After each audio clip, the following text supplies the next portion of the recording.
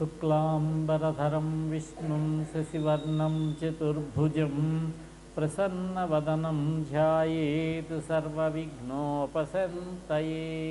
వాగీశాద్యాస్సు మనసః సర్వార్థానాముపక్రమే.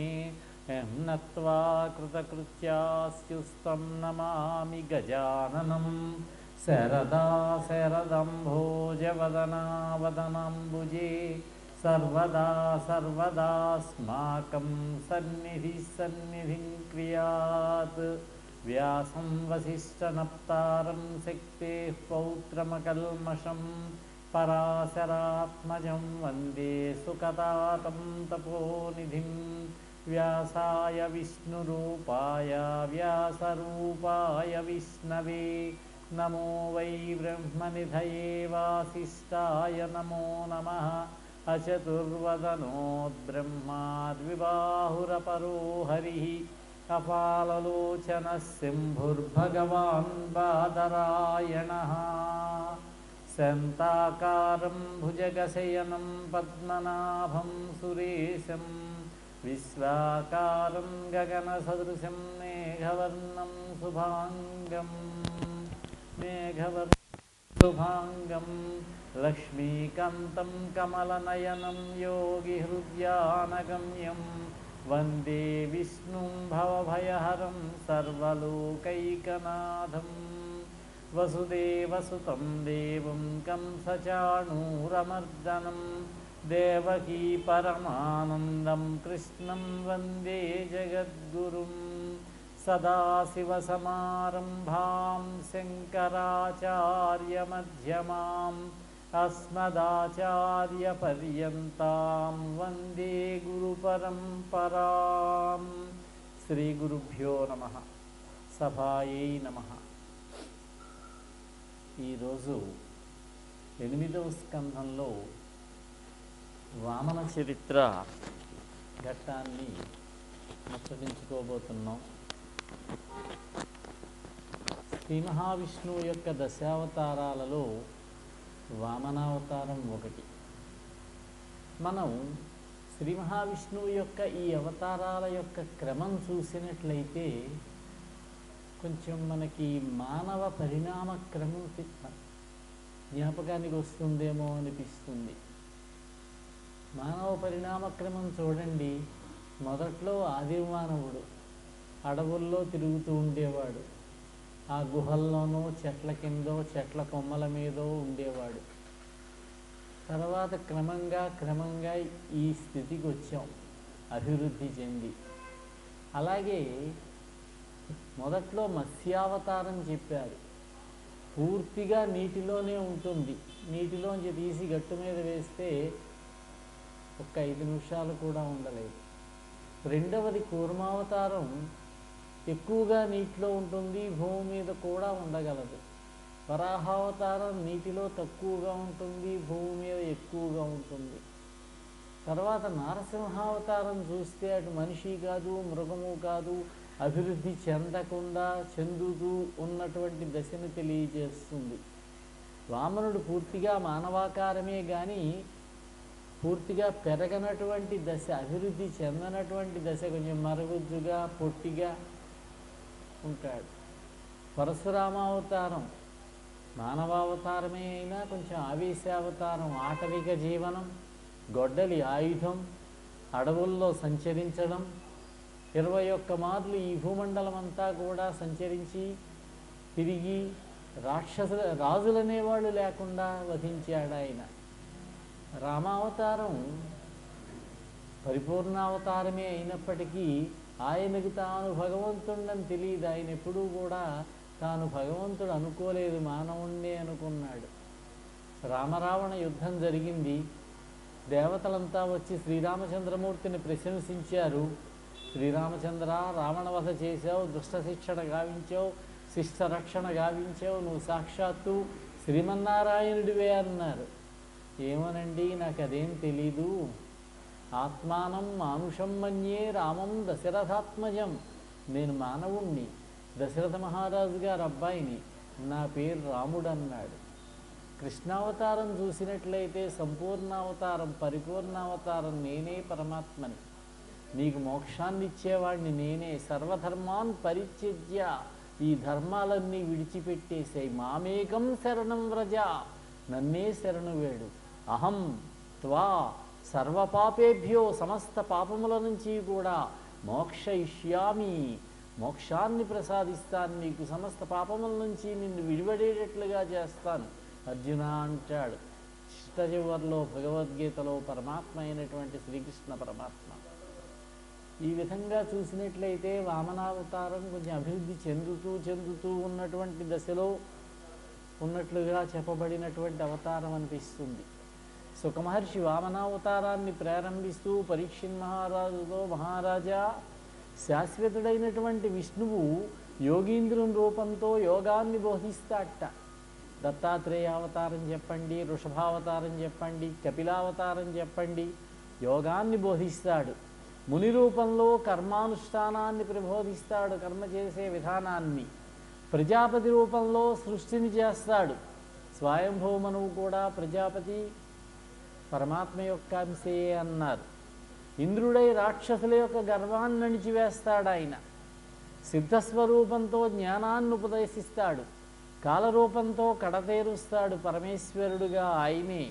అవ్యయుడైనటువంటి ఆ విష్ణువు అనేక పేర్లతోటి ఉంటాడు, పెక్కు రూపాలతోటి ఉంటాడు. ఒక నామమని కాదు, ఒక రూపమని కాదు, అనేక రూపాలు ధరిస్తాడు ఆయన.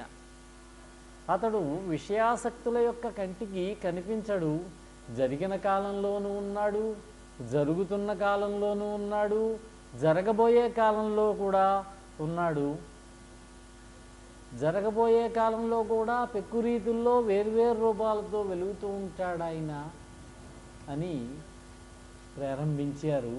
పరీక్షిత్ అడుగుతున్నాడు, మహాత్మా, బలిని అంభోరుహనేత్రుడు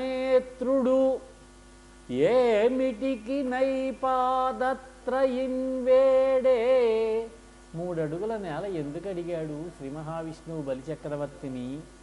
నిశ్చలుడు పూర్ణుడు లబ్ధకాముడు రమా సంపన్నుడై తా పరస్థలికిందీనుని మాట్కి ఏలచనియన్. ఆయనే సాక్షాత్తు లక్ష్మీవల్లభుడు, ఆయన రమాపతి. అటువంటి వాడు ఒక యాచకునిలాగా, భిక్షుకునిలాగా పరస్థలమైనటువంటి బలిచక్రవర్తి పట్టణానికి ఎందుకు వెళ్ళాడు వైకుంఠాన్ని విడిచిపెట్టి? తప్పేమియున్ లేక నిష్కలుషున్ బంధనమేల చేసెను. ఎందుకు బంధించాడయ్యా బలచక్రవర్తిని? వినన్ కౌతూహలం బయ్యడు, ఆ విషయం చెప్పవలసినదా వృత్తాంతం అన్నాడు. బలిచక్రవర్తి జన్మతః రాక్షసరాజు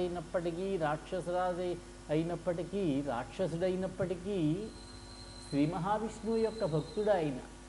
నవవిధ భక్తి మార్గములలో ఆత్మలో ఎరుకయున్, ఆత్మజ్ఞానానికి ఆయన్ని ప్రతీకగా చెప్పారు. శ్రీ మహావిష్ణువునే సంతతము తన మనస్సులో ధ్యానం చేసుకుంటూ పరమాత్మకు ఆత్మ సమర్పణం చేసినటువంటి వాడు ఆయన. ఆయన చిరంజీవి కూడా.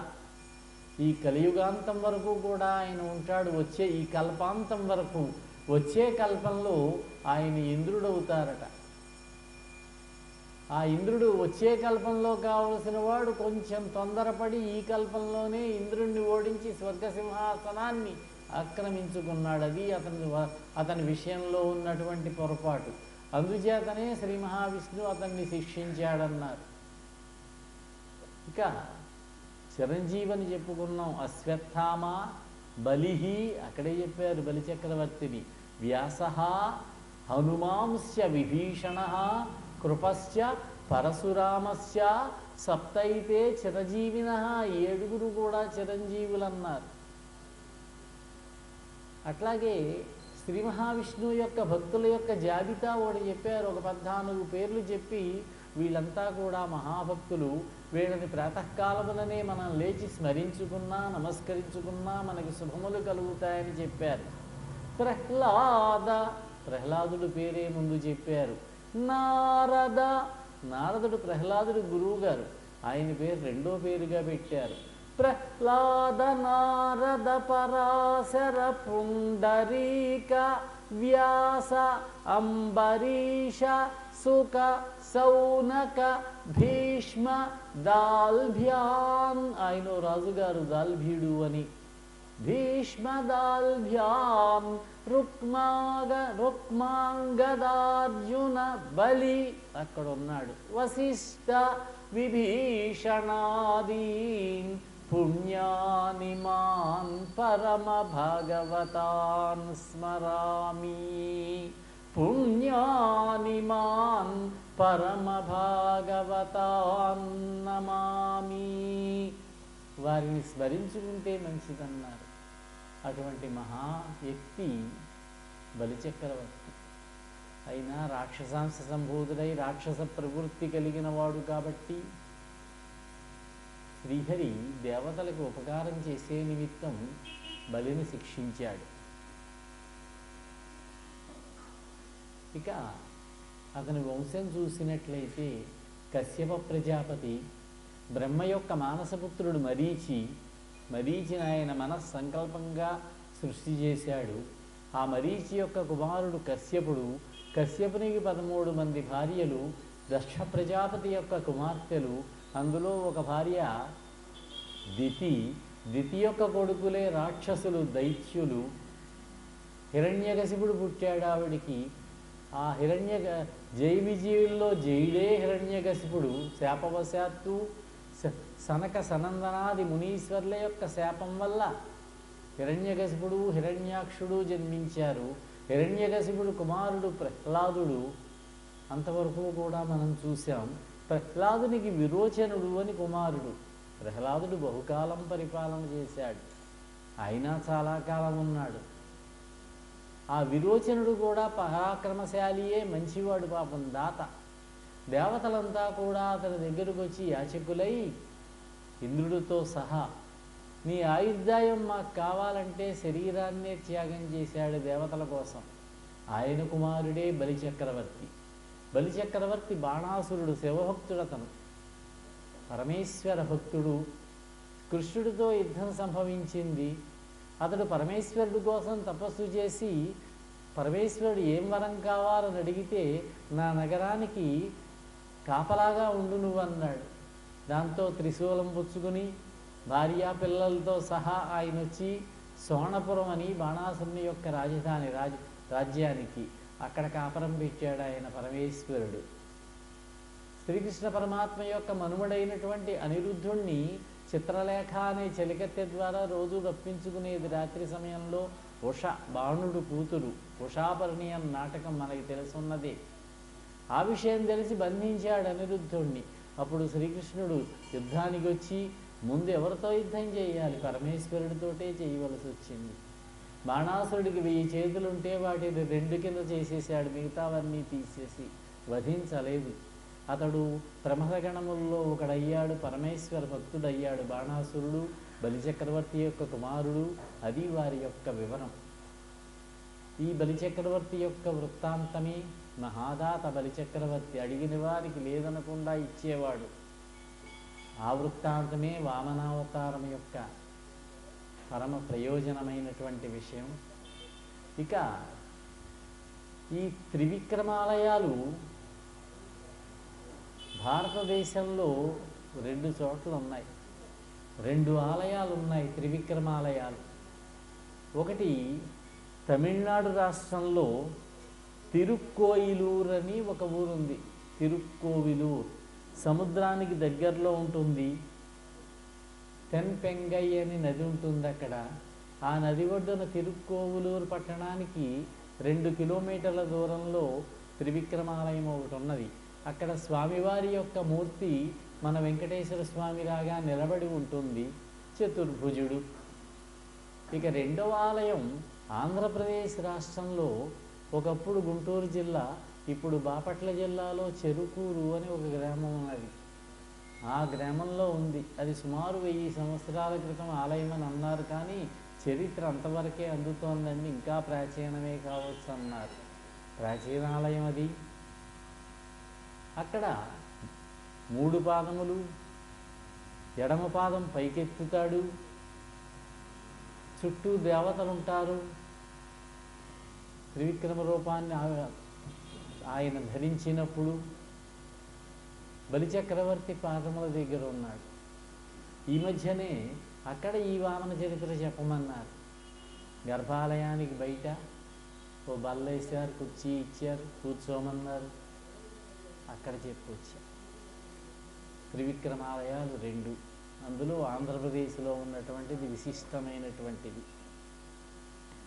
విరోచనుడు మరణించాడు, దేవతల కోసం శరీరాన్ని త్యాగం చేశాడు. బలిచక్రవర్తి రాజు అయ్యాడు. రాక్షసాంశ కాబట్టి దేవలోకం మీద దండెత్తి దేవేంద్రుణ్ణి ఓడించి దేవతలనందరినీ లేదు, దేవేంద్రుడి చేతిలో ఓడిపోయాడు. మొదటి పర్యాయం ఓడిపోయి వచ్చేశాడు. అప్పుడు రాక్షస గురువు అయినటువంటి శుక్రాచార్యుల వారికి భార్గవులు అంటారు వీళ్ళని, భృగు మహర్షి యొక్క వంశీకులు. వాళ్ళకి అతని మీద అనురాగం కలిగింది, అనుగ్రహించారు. అతని చేత బలిచక్రవర్తి చేత శుక్రాచార్యుల వారు విశ్వజిత్తు అనే ఒక యాగాన్ని చేయించారు, విశ్వజిత్ యాగము. ఆ విశ్వజిత్ యాగం చేసినప్పుడు హోమాగ్ని నుంచి బంగారు వస్త్రాలు కప్పినటువంటి రథం వచ్చిందట, సూర్యుని గుర్రాల వంటి గుర్రాలు వచ్చాయట, సింహపు జెండా వచ్చింది, గొప్ప విల్లు, అంపపొదుల జంట, 2 అమ్ముల పొదులు, కవచము లభించాయి. పుణ్యాత్ముడైనటువంటి ప్రహ్లాదుడు అప్పటికింకా ఉన్నాడు. ఆయన తన మనుమడైనటువంటి బలిచక్రవర్తికి వాడిపోనటువంటి పద్మాల దండనిచ్చాడు. శుక్రాచార్యుల వారు చంద్రుని వంటి తెల్లటి శంఖాన్ని ఇచ్చాడు. ఆయన బలిచక్రవర్తి యుద్ధ సన్నద్ధుడయ్యాడు. తన యొక్క అనుచరగణాన్ని తీసుకున్నాడు. మళ్ళీ రెండవసారి దేవలోకం మీద దండెత్తాడు. ఇంతకుముందు ఒకసారి ఓడిపోయి పారిపోయి వచ్చినటువంటి బలి ఈసారి మళ్ళీ బ్రాహ్మణుల యొక్క శుక్రాచార్యుడు వారు మిగిలినటువంటి భార్గవ గోత్రీకుల యొక్క అనుగ్రహాన్ని పొందినటువంటి వాడై రెండవసారి మళ్ళీ దండయాత్రకు వచ్చాడు.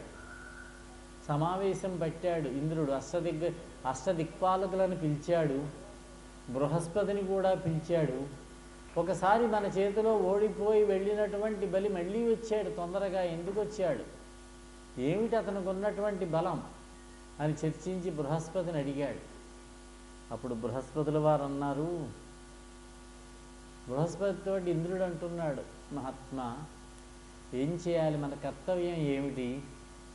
ఈ రాదు రాజ్యమెల్లను, రాజ్యమంతా బలిచక్రవర్తికి ఇచ్చేసి వెళ్ళలేము. పోరాదు రణంబు సేయ, యుద్ధం చేయడానికి వెళ్ళడానికి వీలు కాదు. ఏమో ఎలా ఉంటాయో జయాపజయాలు, దైవాధీనాలు. పోయితిమే నిందారాదు, యుద్ధానికి వెళ్ళినట్లయితే మళ్ళీ తిరిగి రాకూడదు. ధనుజు చేతను చారాదు, అతని చేతిలో మరణించకూడదు. ఇట మీద ఏమి జాడ మహాత్మా అని అడిగితే బృహస్పతి అన్నారు, దేవేంద్ర, బ్రహ్మవాదులైనటువంటి భృగువంశీకులైనటువంటి బ్రాహ్మణులు ఇతనికి బల సంపదను సమకూర్చారు. ఆ రాక్షసుని ఎదిరించడానికి విష్ణువుకి పరమేశ్వరుడికి తప్ప ఇంకెవరికి, నీకు కానీ నిన్ను మించిన వాళ్ళకి కానీ సాధ్యం కాదు. కాబట్టి ఇది యుద్ధం చేయడానికి తగినటువంటి సమయం కాదు. కాబట్టి నీవు ఇప్పుడు రాజ్యాన్ని, నీ రాజధానిని విడిచిపెట్టి వెళ్ళిపోవడం మంచిది. పగవారి కష్టాలు వచ్చినప్పుడు మనం వేచి ఉండి, పగవారి కష్టాలు వచ్చినప్పుడు పసిగట్టి మళ్ళీ తిరిగి రావడం మంచిది. అది నా అభిప్రాయం. బలికి బ్రాహ్మణుల శక్తి వల్ల బలం సమకూరింది. ఇక మీద కొంతకాలం అయిన తర్వాత ఇతడు బ్రాహ్మణులను లెక్క చెయ్యడు, బ్రాహ్మణులతో విభేదిస్తాడు, బ్రాహ్మణులు చెప్పిన మాట తిరస్కరిస్తాడు. అప్పుడు అతనికి చెడ్డ రోజులు మొదలవుతాయి. అప్పుడు మనం జయించవచ్చు. అతని బలము పరాక్రమము సన్నగిల్లుతాయి. అంతవరకు శత్రువు కూడా పేరు ఎత్తవద్దు, నువ్వు శత్రువు పేరు కూడా ఎత్తవద్దు.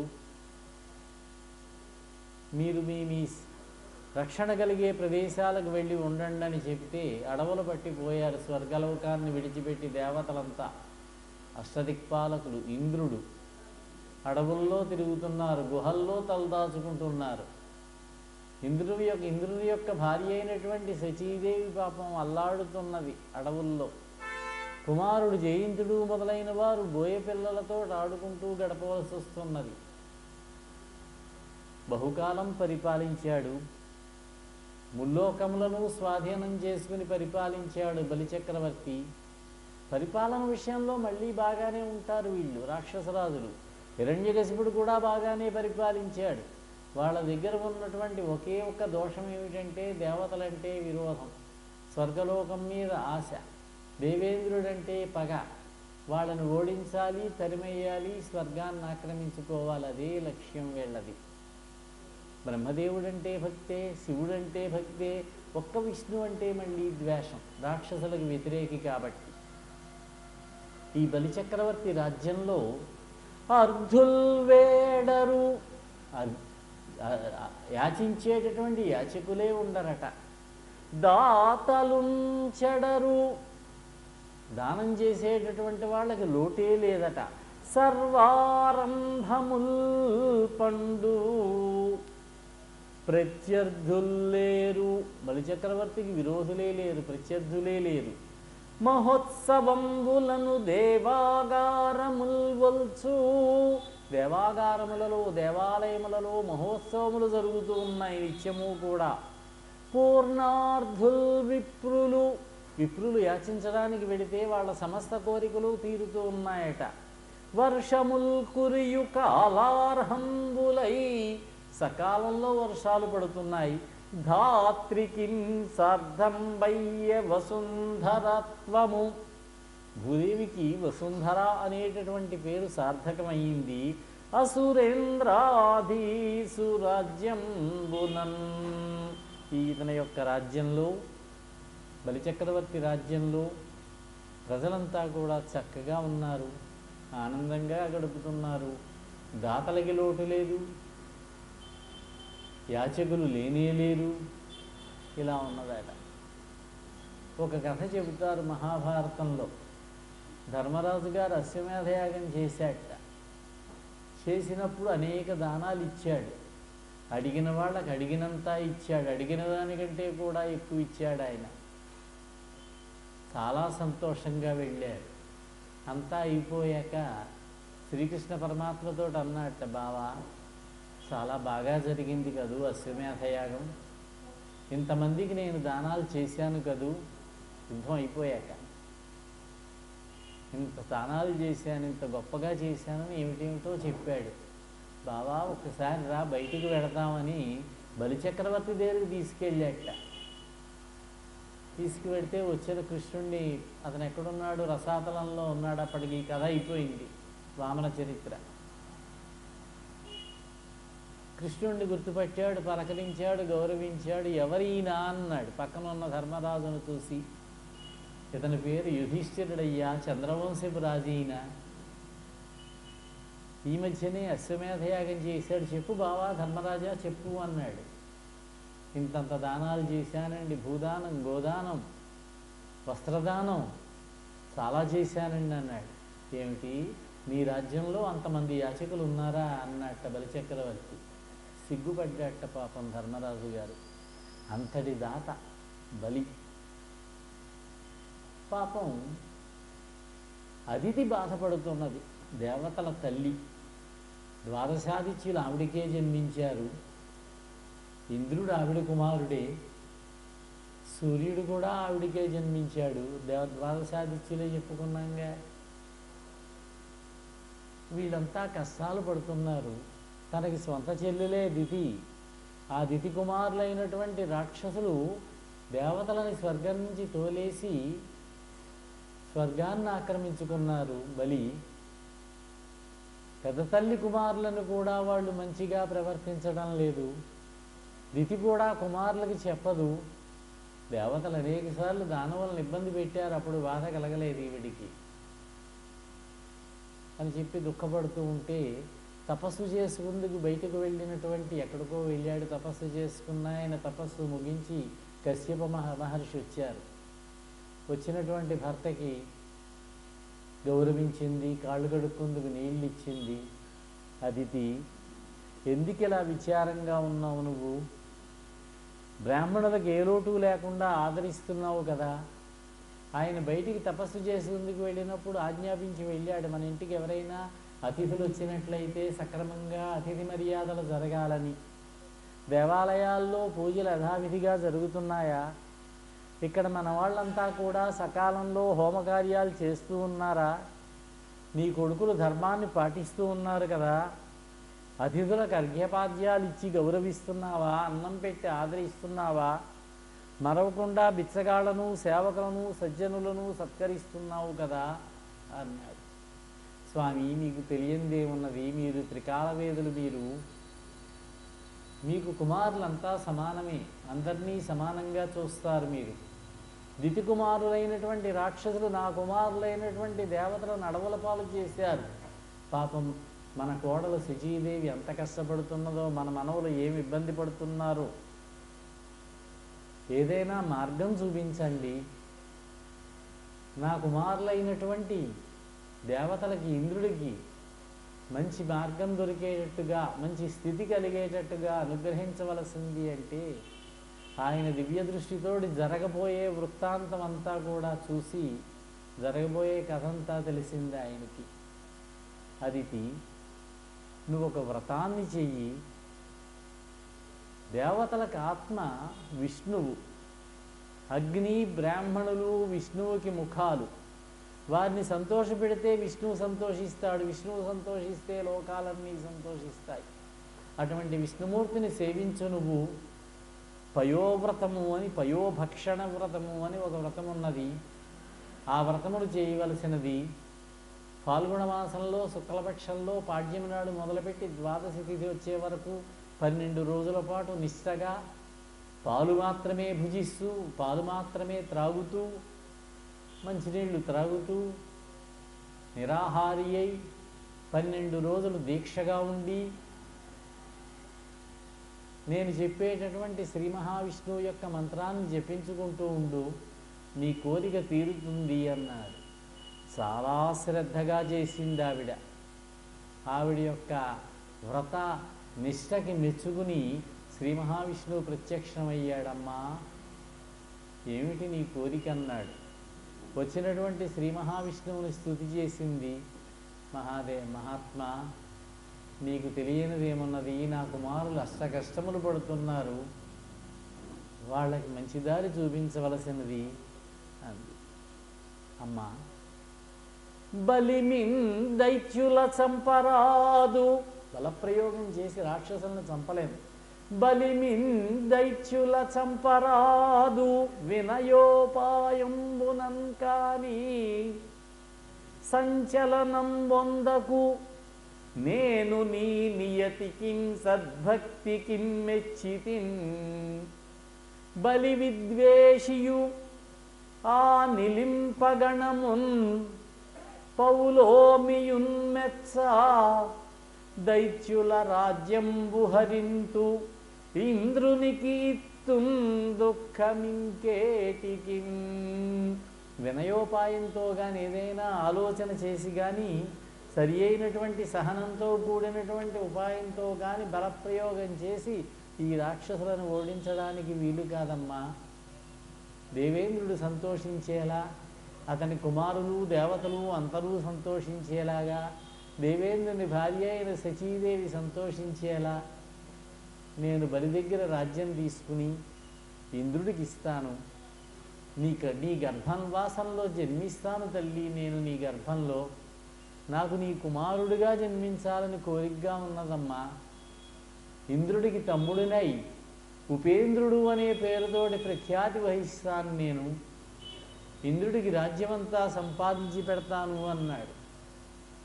ఇప్పుడు బలిచక్రవర్తిని ఓడించవచ్చు, ఓడించి అతని దగ్గర రాజ్యం లాక్కుని ఇంద్రుడికి ఇవ్వవచ్చు. కానీ మళ్ళీ బలిచక్రవర్తి లాక్కుంటే, యుద్ధం చేస్తే, కాబట్టి యాచన చేసినట్లయితే, దానంగా తీసుకున్నట్టయితే, ఓసారి దానం ఇచ్చాక మళ్ళీ బలిచక్రవర్తి యుద్ధం చేసే అవకాశం లేదు. దానం ఇచ్చిన తర్వాత మళ్ళీ యుద్ధం చేసేం సంపాదించుకుంటాడు. కాబట్టి ఈ పద్ధతిలో వెళ్ళాడు. నీవు నీ భర్తను సేవించవలసినది భక్తిభావంతో, నేను నీ కుమారుడిగా ఆవిర్భవిస్తాను అన్నాడు. అవతారాల్లో ఇంతకుముందు చెప్పుకున్నాం, ఇదే ప్రథమం. ఒక తల్లికి గర్భాన జన్మించడం, వామనుడుగా, పరశురాముడిగా, రాముడిగా, కృష్ణుడిగా కుమారుడై జన్మించాడు. 10 మాసములు గర్భంలో ఉన్నాడు, సామాన్య మానవుల మాదిరిగా.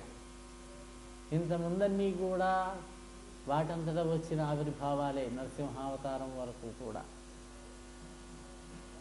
10 మాసములు గర్భధారణ చేసింది. గర్భమును ధరించిన స్త్రీలు పడేటటువంటి ఇబ్బందులన్నీ పడింది ఆ తల్లి. చిరు చెమటలు పడుతున్నాయి, శరీరం నీరసంగా ఉంటున్నది, ఆహారం మీద ఇష్టం తగ్గుతున్నది, అన్నం మీద ఆసక్తి లేదు, వడ్డాణము బరువవుతున్నది, బిగువవుతున్నది. రాక్షస స్త్రీలకి భయం దేవతా స్త్రీలకు భయం మొదలవుతున్నది.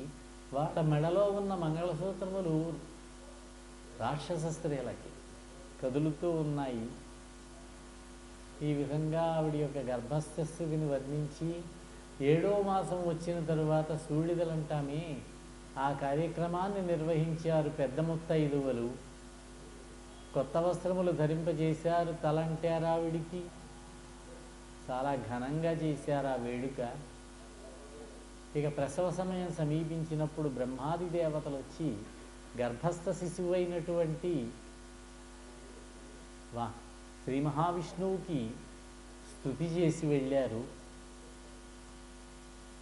మంచి ముహూర్తంలో రవి మధ్యాహ్నమునం చరింప గ్రహతారాచంద్రభద్రస్థితిం శ్రవణ ద్వాదశి నాడు శ్రోణం అభిజిత్ సంజ్ఞాతలగ్నంబునన్ భువనాధీసుడు పుట్టె వామనగతిన్ పుణ్య వ్రతోపేతకున్ దివిజాధీశ్వరు మాతకున్ పరమ పాతివ్రత్య విఖ్యాతకున్.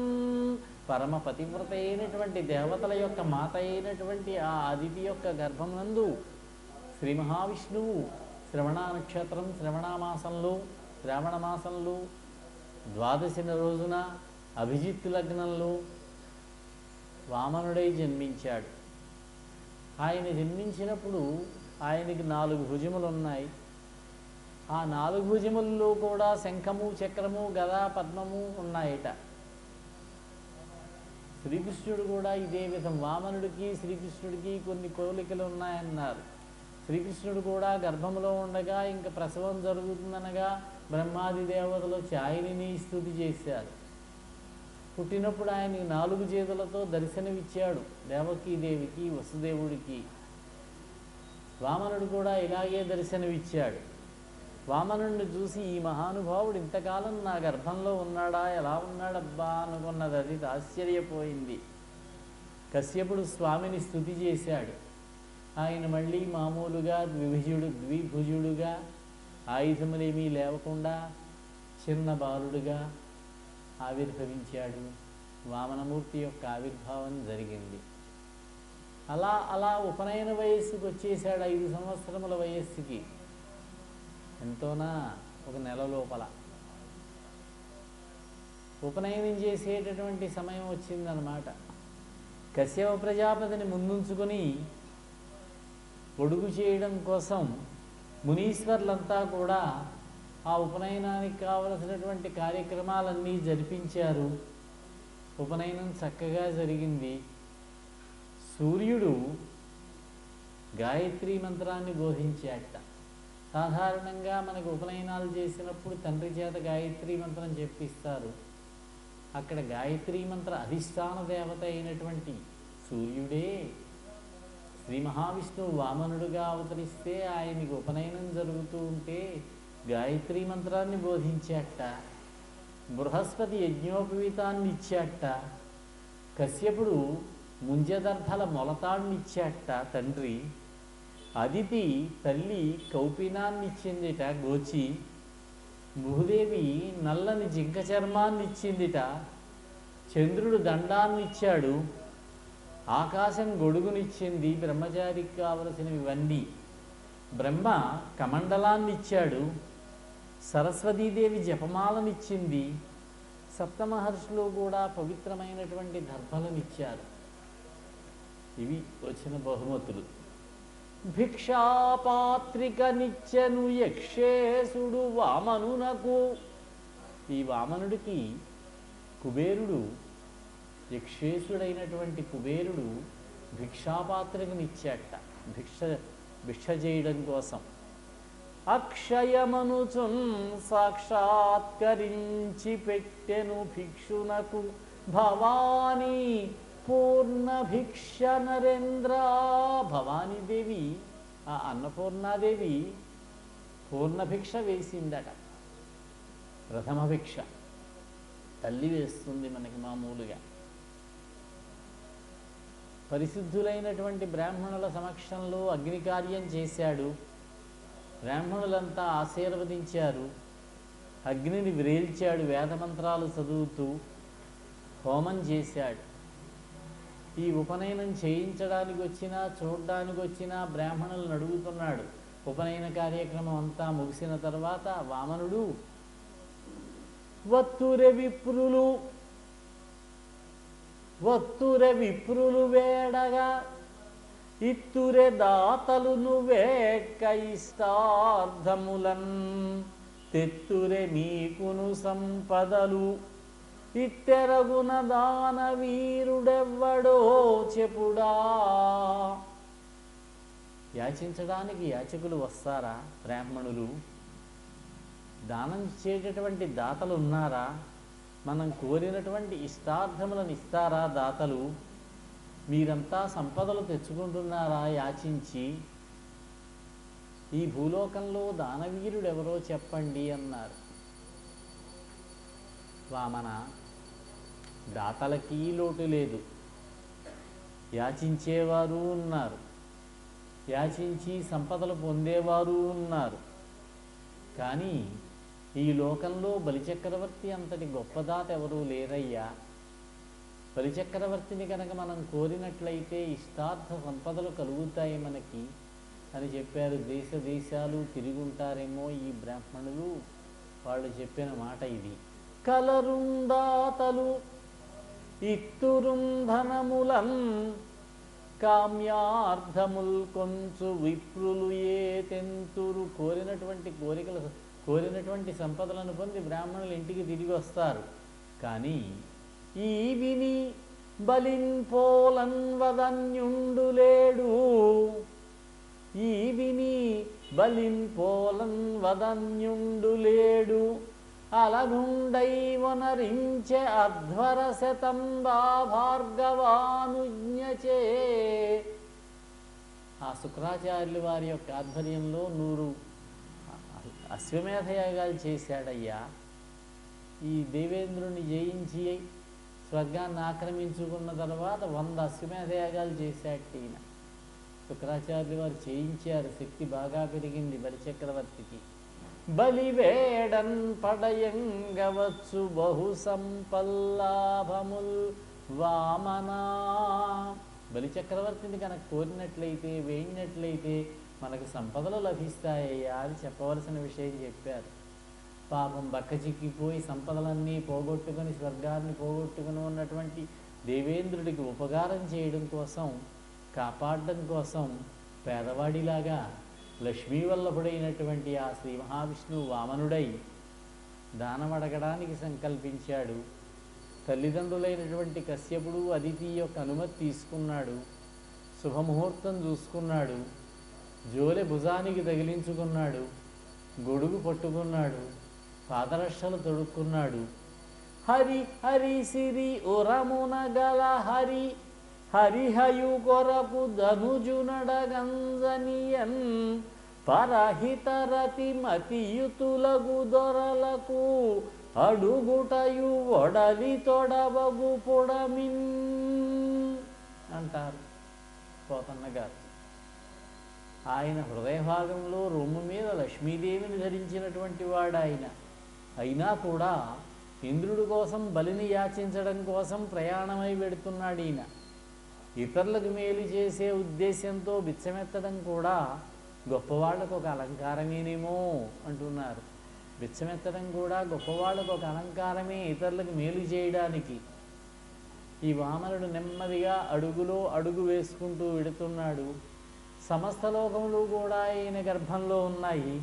అందుచేత ఆయన వయ్యారంగా నడుస్తూ ఉంటే ఆ బరువుకు తట్టుకోలేక భూమి కొంచెం అటు ఇటు ఊగుతున్నదట, కృంగిపోతున్నది. ఆ భూమిని మోస్తూ ఉన్నటువంటి ఆదిశేషుడు వంగిపోతున్నట్ట. నెమ్మదిగా నడుచుకుంటూ వెళ్ళి నర్మదా నదిని దాటి ఉత్తర దిక్కుకు వెళ్ళాడు, దక్షిణం నుంచి వెళ్ళాడు అన్నమాట. కశ్యపుడి యొక్క ఆశ్రమం ఇక్కడ ఉన్నది. నర్మద దాటి ఉత్తరానికి వెళ్ళాడు. వింధ్య పర్వత ప్రాంతంలో మధ్యప్రదేశ్ రాష్ట్రంలో ఈ నర్మదా నది ఉంటుంది. పరమేశ్వరుని యొక్క రూపమే, జలరూపమైనటువంటి పరమేశ్వరుడే నర్మదా అన్నారు. నర్మదా నదిలో బాణలింగాలు ఉంటాయట. నర్మదా నదిలో ఒక్కసారి స్నానం చేస్తే పునర్జన్మ లేదన్నారు. నర్మదా శర్మద యమదండక్షత వర్మద అతి కఠిన ముక్తి వనితా చేతో మర్మద అంబు నివారిత దుర్మద నర్మద తరించే త్రోవన్వటుడు. ప్రయాణాన్ని సాగిస్తూ దారిలో నర్మదా నది దాటాడు. ఆ నది శుభాలను కలిగిస్తుందట. యమబాధల నుంచి కవచంలాగా మనని రక్షించి కాపాడుతుందట. గడుసుతనంతో కూడినటువంటి ముక్తికాంత మనస్సులో ఉండేటటువంటి గుట్టును బయటపెట్టేటటువంటిదట ఆ నర్మదా నది. తన నీళ్లతోటి మనలో ఉన్నటువంటి దోషాలను నశింపజేస్తుందట. అటువంటి నర్మదా నదిని దాటాడు. ఆ ఉత్తర తీరంలో బలిచక్రవర్తి యజ్ఞశాల ఉన్నది. యజ్ఞం చేస్తున్నాడు ఈ సమయంలో ఆయన. చండస్ఫూర్తి వటుండు గంచె చండస్ఫూర్తి వటుండు గంచె బహుధా జల్పన్ నిశాటంబు ఉద్దండాహూతమునీభ్య బిభ్యదమృతంధ సిద్ధకూటంబు వేదండస్వధ్వజనీకవాటము మహోద్యద్ధూమ సంచన్న మార్తాండ స్యందన ఘోటమున్ బలిమఖాంతర్వేదికావాటమున్. ఆ బలిచక్రవర్తి చేస్తున్నటువంటి యజ్ఞవాటికను చూచాడు. పెద్ద పెద్ద డేరాలు వేశారు. అక్కడ రాక్షసులు కోలాహలంగా అటు ఇటు తిరుగుతూ ఉన్నారు. అశ్వములు, రథములు, గజములు ఉన్నాయి. సేనావాహినంతా ఉన్నది. లోపల నుంచి పొగలొస్తున్నాయి. అక్కడ ఆ యజ్ఞంలో పాల్గొన్నటువంటి ఉద్దండులైనటువంటి మునీశ్వరులను చూసి దేవతలు, సిద్ధులు కూడా భయపడుతూ ఉన్నారట. అంత గట్టివాళ్ళు. దానికి ఆధ్వర్యం వహించినవాడు శుక్రాచార్యుడే. అందులో యజ్ఞకుండాల నుంచి వచ్చేటటువంటి పొగలతోటి సూర్యుని యొక్క రథము, గుర్రాలు కూడా పూర్తిగా కప్పబడిపోయాయట. అటువంటి యజ్ఞవాటికను చూచాడు. నెమ్మదిగా యజ్ఞవాటికలో ప్రవేశించి లోపలికి వచ్చాడు. ఆ సభలో వాళ్ళంతా కూడా వామనుడిని చూచి ఆశ్చర్యపోతూ వాళ్ళల్లో వాళ్ళు అనుకుంటున్నారు, ఎవరో ఇతడు, ఏమా తేజస్సు, ఏమా ముఖవర్చస్సు, అవడం బాలుడే గాని ఒటువే గాని ఎవరీనా, శంభుడో హరియో పయోజభవుడో చండంసుడో. చండాంసుడు అంటే సూర్యుడు. శివుడా, విష్ణువా, బ్రహ్మదేవుడా, సూర్యుడా, వనియో లేక అగ్నిదేవుడా, దంభాకారత వచ్చగాక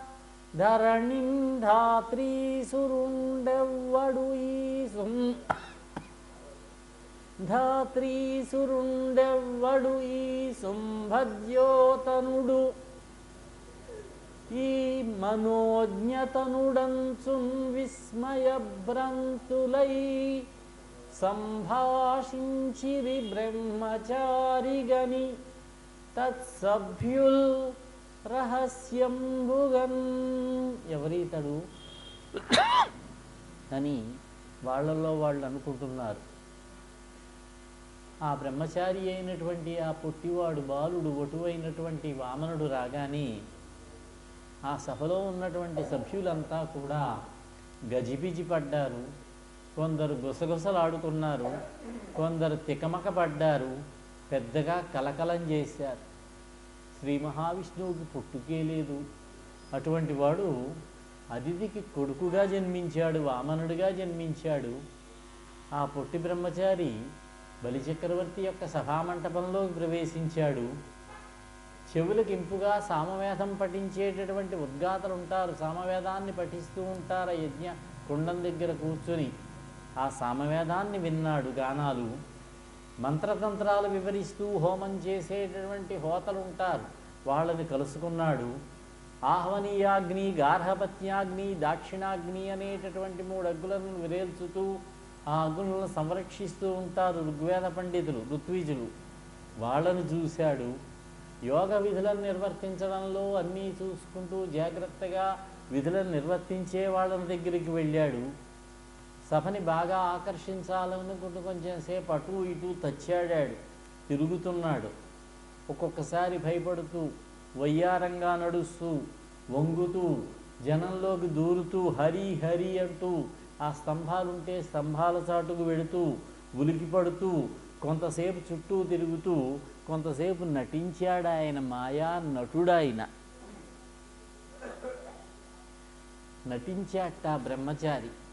కొందరితోటి వాదోపవాదాలు చేశాడు, కొందరితోటి కలిసి వేదాన్ని చదివాడు, కొందరితోటి సల్లాపాలు సాగించాడు, కొందరితోటి వాదించాడు, కొందరితోటి చక్కగా మాట్లాడాడు, కొందరితో నవ్వుతూ మాట్లాడాడు.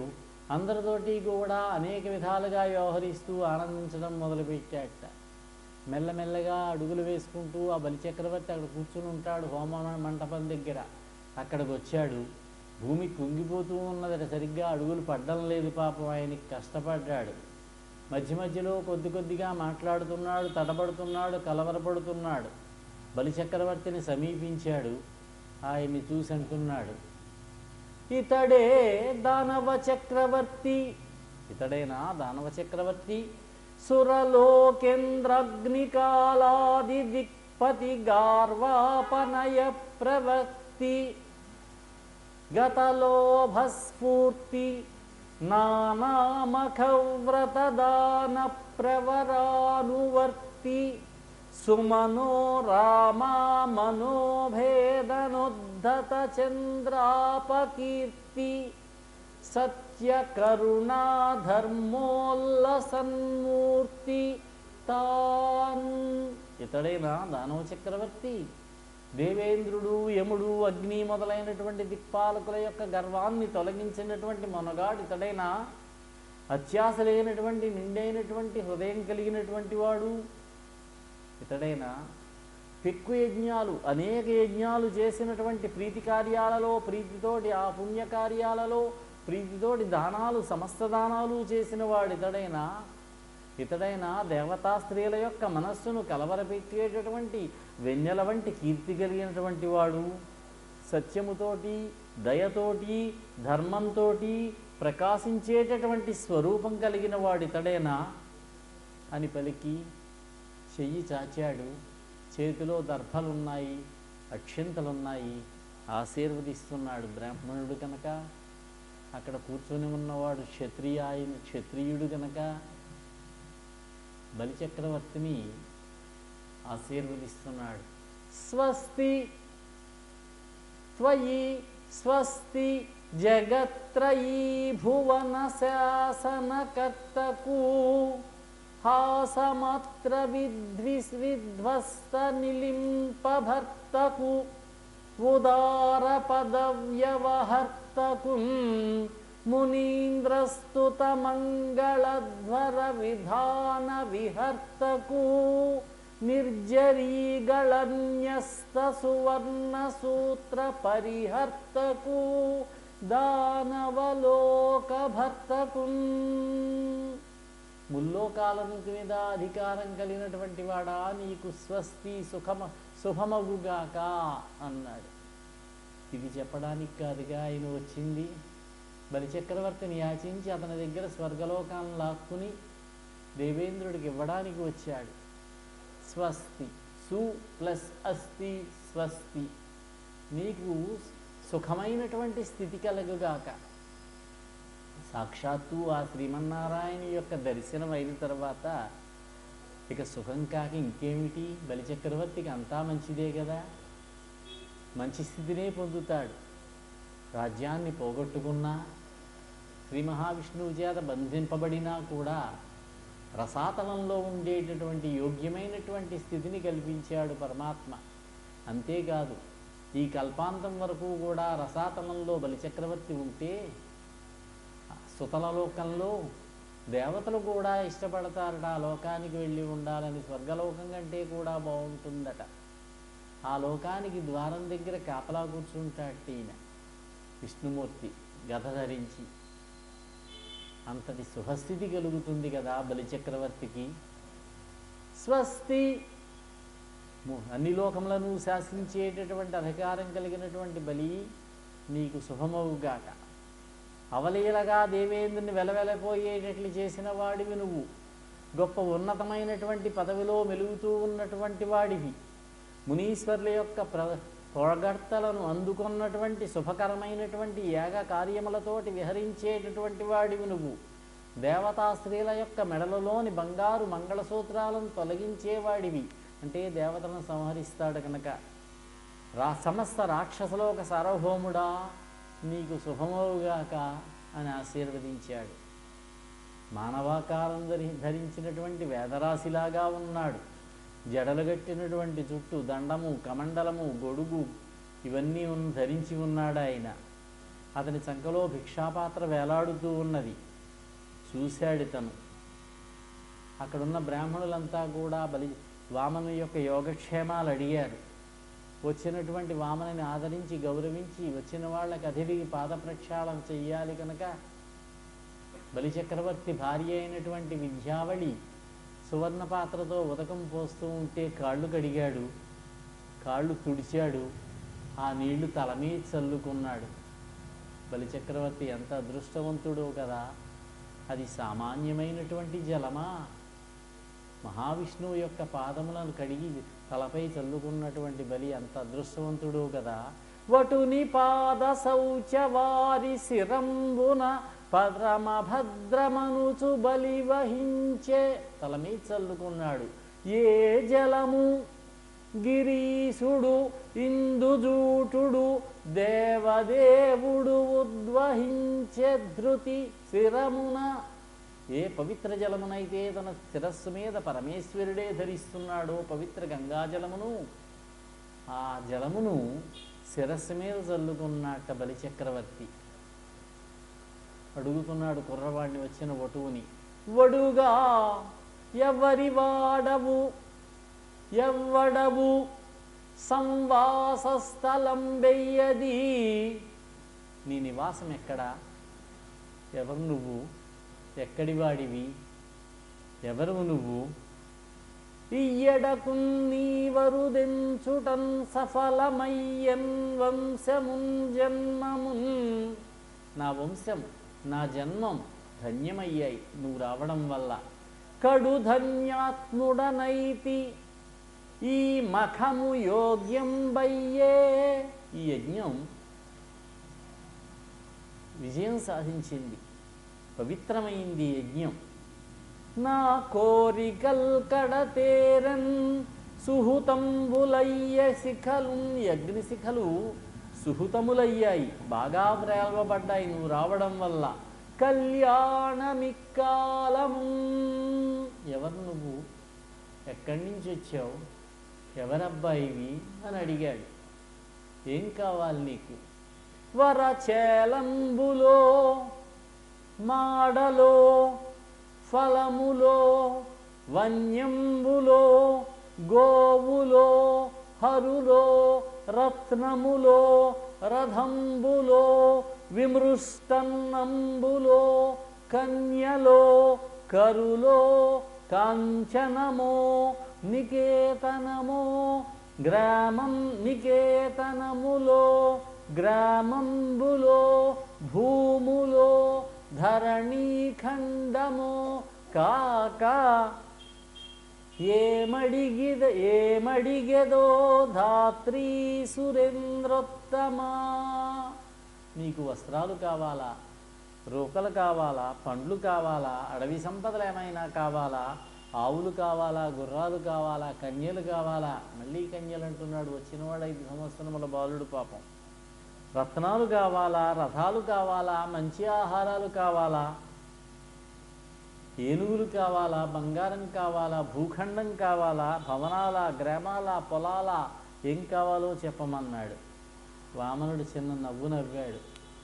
ఇది నాకు నెలవని ఏ రీతి పలుకుదు, ఒక చోటనక ఎందు ఉండనేత్తు. ఇది నా చోటు అని ఎట్లా చెప్పగలనయ్యా?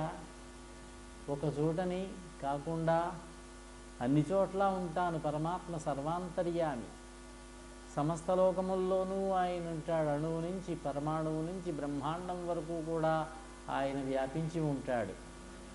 ఎవరికి చెందినవాడిని నేను ఎలా చెప్పగలను? నా అంతవాడనై స్వేచ్ఛగా తిరుగుతూ ఉంటాను నేను.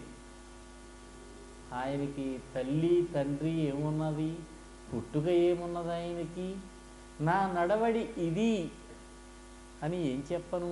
పూనికతోటి 3 పోకడలు పోగలను నేను. అది నేర్చుకున్నాను, ఇది నేర్చుకున్నానని చెప్పడం ఎందుకు? అన్ని విద్యలు నేర్చుకున్నాను. వేరే వారెవరూ కూడా నన్ను చేరదీయరు, నేనే అందరినీ చేరదీస్తాను. నా దగ్గరికి తీసుకుంటాను అందరినీ కూడా. నేను ఒంటరివాణ్ణి, చుట్టాలు ఎవరూ లేరు. ఇదివరకు మొదట్లో నాకు లక్ష్మి ఉండేది, సిరి ఉండేది, ఇప్పుడు ప్రస్తుతం లేదు, బ్రహ్మచారిని. ఇప్పుడు ఒక్కడే వచ్చాడు కదా. ఎక్కువగా నేను మంచివారితో కలిసి ఉంటాను, ఆ మంచివారు ఉన్న చోటే నా నివాసం అన్నాడు. ఆ సంగతి అలా ఉండని. ఇప్పుడు నాతో నువ్వు అన్న మాట ఉన్నది, అది చాలా యథార్థమైన మాట. వంశానికి తగినటువంటిది, ధర్మంతో కూడినటువంటిది దానం ఇస్తానన్నావే. మీ వంశంలో ఉన్న వాళ్ళందరూ, నీ పూర్వీకులంతా, మీ తాత ముత్తాతలంతా కూడా యుద్ధానికి వెనుకాడరు, దానం చేయడానికి వెనుకాడరు. ఆత్మబలం కలిగిన వాళ్ళు, కనికరం కలిగిన వాళ్ళు, ఎదురుపడినటువంటి ప్రత్యర్థుల్ని యుద్ధరంగంలో ఓడించడానికి పరాక్రమంతో దేహి అని వచ్చినటువంటి అర్ధులకు దానం చేసి తృప్తి కలిగించడంలోనూ కూడా ప్రఖ్యాతి వహించిన వాళ్ళు మీ తాత ముత్తాతలంతా కూడా. మీ యొక్క ప్రపితామహుడు ఉన్నాడు హిరణ్యకశిపుడు, ఆయన తమ్ముడు హిరణ్యాక్షుడు. వాళ్ళని చంపడం కోసం సాక్షాత్తు విష్ణువే రావాల్సి వచ్చింది, నరసింహావతారంలో, వరాహావతారంలో. అంతటి పరాక్రమవంతులు వాళ్ళు. ఇక మీ తాత ప్రహ్లాదుడున్నాడు, ఆకాశంలో వెలిగేటటువంటి చంద్రునిలాగా మేలైనటువంటి కాంతితోటి ప్రకాశిస్తాడు ఆయన. మీ వంశం సమృద్ధమైనటువంటి కీర్తితోటి, సంపదలతోటి విలసిల్లుతూ ఉంటుంది. ఇక మీ తండ్రి ఉన్నాడు, ఆయన మాత్రం సామాన్యుడా, విరోచనుడు.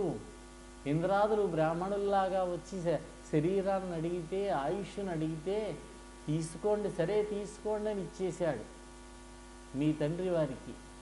అటువంటి వంశంలో జన్మించిన వాడవు నువ్వు, వారికి తగిన వాడవే నువ్వు. మీ వంశంలో నీతో సమానమైన వాళ్ళు, నీకంటే గొప్పవాళ్లే ఉన్నారు సుమా. నువ్వు ముల్లోకాలని జయించావు, ఇంద్రాది దేవతలను ఓడించావు. దానం ఇవ్వడంలోనూ సుగుణాల్లోనూ మీ పూర్వ పెద్దలకు సమానమైన వాడివి నువ్వు. రాక్షసులను రక్షించడంలో సమర్థుడమైనటువంటి వాడివి నువ్వు. ఇంకొక విషయం రాక్షసేంద్ర, రాజ్యాధికారం కలిగినప్పుడు గౌరవించదగిన వారికి, భిక్షాటనం చేసేటటువంటి వారికి, బ్రాహ్మణులకు దానాన్ని ఇవ్వాలి, ఆ ధనాన్ని పంచిపెట్టాలి, అలా పెట్టి బతకాలి.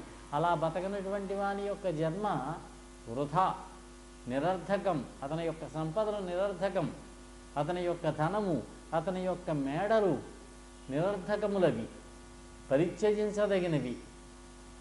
దాతలను లెక్కించేటప్పుడు మొట్టమొదట నీ పేరు పెట్టి, మీ పేరు చెప్పి మిగతా వాళ్ళ పేర్లు చెబుతారు. ఇంత వాడవైనా కూడా ఈనాటి వరకు నేను నిన్నెప్పుడూ కూడా ఇది కావాలి అది కావాలని నేను ఏనాడు నిన్ను పీడించలేదు. నాకు నువ్వు చెప్పినవన్నీ ఎందుకు ఏం చేసుకుంటాను నేను? వంటివాడ నాకు 1-2 అడుగులు మేర ఇమ్ము, నాకు 1-2 అడుగులు ఇయ్యన్నాడంటే 1+2 మొత్తం 3 అడుగుల నేల ఇమ్మనమాట. సొమ్ము మేర యొల్ల కోర్కి తీర బ్రహ్మకూకటి ముట్టెదా, దాన కుతుక సంద్ర దానవేంద్ర, నువ్వు కనుక నాకు ఆ 3 అడుగుల నేల ఇచ్చినట్లయితే అది నాకు బ్రహ్మానందం పొందుతాను నేను, నిజమే చెబుతున్నాడు ఆయన, అది నాకు బ్రహ్మాండమే. చిన్నగా నవ్వాడు బలి. బ్రహ్మచారి, బాగుందయ్యా, చిన్నపిల్లవాడవి, నువ్వు చెప్పిన మాటలన్నీ కూడా ఉన్న మాటలే, వాటిని ఒప్పుకోవాలి, పెద్దలు కూడా కాదనరు. పాపం అడిగి 3 అడుగులు నేల అడుగుతున్నావు, కొంచెం నేల, నీకు ఎలా అడగాలో కూడా తెలీదు. అడిగేటప్పుడు దాత యొక్క గొప్పతనాన్ని కూడా చూడాలి కదా. మహారాజు గారి దగ్గరికి వెళ్ళి ఏదో ఈ పూటకి సరిపడా బియ్యం ఇవ్వండి అంటే ఏం బాగుంటుంది? ఆ ఇచ్చేటటువంటి దాత యొక్క శక్తిని బట్టి, ఆయన యొక్క ఔన్నత్యాన్ని బట్టి అడగాలి కదా. నీకేమీ తెలియదయ్యా.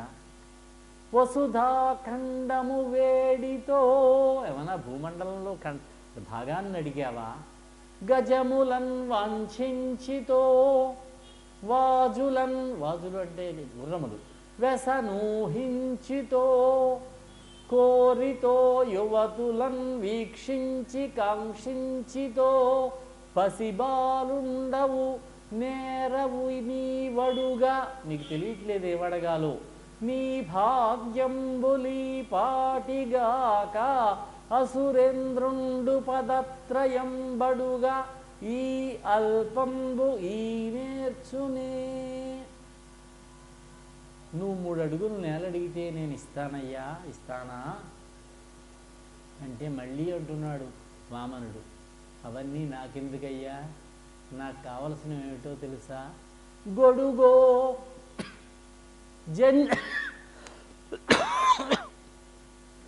గొడుగో జన్నిదము, కమండలువో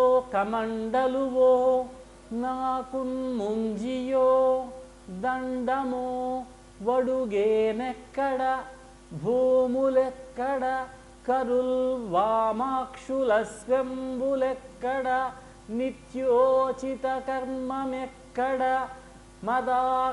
మదాకాంక్షామితంబైన 3 అడుగుల్ మేరయ త్రోవకిచ్చునది బ్రహ్మాండంబునా పాలికిన్. నేను అడిగిన 3 అడుగుల నేల ఇచ్చినట్లయితే అది నాకు బ్రహ్మాండమే అన్నాడు. అంతేకాకుండా అబ్బింది కొంచెమైనా సరే ఉబ్బి తబ్బిబ్బు కాకుండా అదే 10,000గా భావించి సంతృప్తి పొందాలి. అట్లా తృప్తి పడకపోతే సప్తద్వీపాలు ఇచ్చినా కూడా తృప్తి తీరడానికి అంతే ఉన్నది. ఆశ ఉన్నదే చాలా పొడవైనటువంటి తాడు లాంటిది, దానికి అంతం లేదు. ఆశాపాశము తాగడు నిడుపు లేదంతమున్ రాజేంద్ర. ఈ ఆశ అనేటటువంటి పాశానికి, ఈ తాడుకి అంతం లేదయ్యా. పూర్వకాలంలో పృథు చక్రవర్తి, గయుడు మొదలైనటువంటి ఎందరో రాజులు పరిపాలించారు. వారు అనేక యుద్ధాలు చేశారు, పెద్ద పెద్ద సామ్రాజ్యాలు స్థాపించారు. వాళ్ళు కూడా వృధాగా కష్టపడ్డారు, కానీ అర్థం మీద కానీ కామం మీద కానీ వారు ఆశలు వదులుకోనూ లేదు, వాళ్ళ ఆశలు నెరవేరనూ లేదు. వాళ్ళంతా ఏమయ్యారు? అంతంత రాజ్యాలు సంపాదించి మాత్రం. ముల్లోకాల్లోనూ కూడా సంతోషంగా ఉండేవాడు ముల్లోకాల్లోనూ కూడా గౌరవించబడతాడయ్యా. సంతోషం కలవానికి ఎప్పుడూ సుఖం కలుగుతుంది. సంతోషం లేకపోవడమే తిరిగి పుట్టడానికి కారణమవుతుంది. సంతోషం ఉంటే, ఆత్మసంతృప్తితో ఉన్నట్లయితే ఇంక మళ్ళీ పుట్టుక లేదన్నమాట. సంతోషం వల్ల మోక్షం సమకూరుతుంది. పూటకి తనంత తాను దొరికిన దానితో సంతోషపడితే మన యొక్క తేజస్సు పెరుగుతుందట. నీళ్ల వల్ల నిప్పు చల్లారినట్టుగా సంతోషం లేకపోతే తేజస్సు తగ్గిపోతుంది. ఏదో నువ్వు రాజువు కదా అని అది కావాలి ఇది కావాలని అడగడం న్యాయం కాదు కదా. నాకు తగినట్టుగా నేను అడిగినటువంటి 3 అడుగుల నేల ఇవ్వవలసింది అన్నాడు. సరే, 3 అడుగుల నేల ఇవ్వడానికి సిద్ధపడ్డాడు. చేతిలోకి జలకలశం తీసుకున్నాడు. వింధ్యావళి కూడా చెంబు తీసుకున్నది నీరు పోయడానికి. వాళ్ళ గురువుగారు ఉన్నాడు శుక్రాచార్యుడు, ఇంతవరకు పక్కన కూర్చుని చూస్తున్నాడు. గొప్ప తపశక్తి సంపన్నుడు, రాక్షసుల గురువు. వచ్చినవాడు విష్ణుమూర్తి అని తెలిసి ఆయన గ్రహించేశాడు.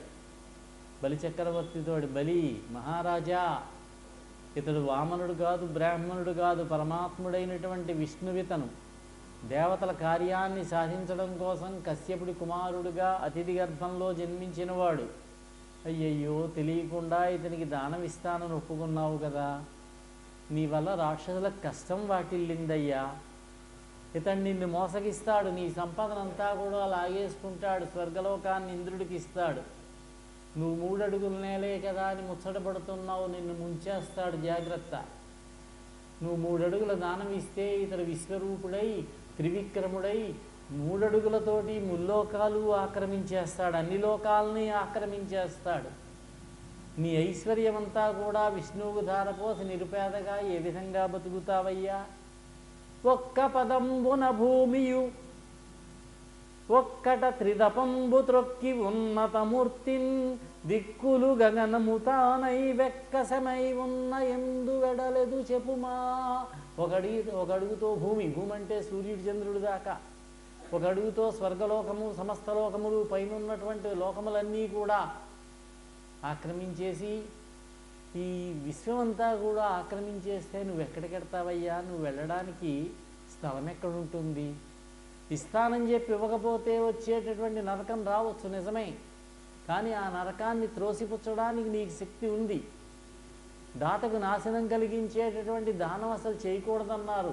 దాతకు నాశనం కలిగించే దానం దానమే కాదంటారు పెద్దలు. తాను ధనవంతుడిగా ఉండాలి, దానాన్ని చేసినా, యజ్ఞాన్ని చేసినా, తపస్సును చేసినా అప్పుడు చెల్లుతుంది. కానీ తాను నష్టపోతూ ఇవేవీ చేయకూడదు. శుక్రనీతి అన్నారు. ఇది శుక్రాచార్యులు వారు చెప్పిన మాట. ఉత్తముడైనటువంటి పురుషుడు తన యొక్క సంపాదనని 5 భాగాలు చెయ్యాలట. ఒక భాగాన్ని కామానికి, కోరికలు తీర్చుకుందికి, ఒక భాగాన్ని అర్థానికి, అంటే మళ్ళీ పెట్టుబడి పెట్టి మళ్ళీ సంపాదించడానికి, 3వ భాగాన్ని ధర్మానికి, 4వ భాగాన్ని కీర్తి పొందడానికి, దాన ధర్మాలు చేసి కీర్తిని సంపాదించడానికి, 5వ భాగాన్ని తనను ఆశ్రయించుకున్న ఉద్యోగులు ఉంటారు, భార్యా పిల్లలు ఉంటారు, వారిని పోషించడానికి సమానంగా పంచిపెట్టాలయ్యా. ఆ విధంగా చేసేటటువంటి వాడు ఈ లోకంలోనూ ఆ లోకంలోనూ కూడా కీర్తిని పొందుతాడు, సుఖపడతాడు. తనకు మించినటువంటి ధర్మం ధర్మమే కాదు. ఈ విషయంలో ఒక ఋగ్వేద సూక్తి ఉంది, అది కూడా చెబుతాను విను. దేన్ని ఇవ్వడం వల్ల సమస్తము నష్టమవుతుందో ఆ దానం ఇవ్వకూడదు. మనం ఇస్తానని మాటిచ్చినా సరే దానివల్ల మనకు అసత్యదోషం ఏమీ రాదేం పర్వాలేదు.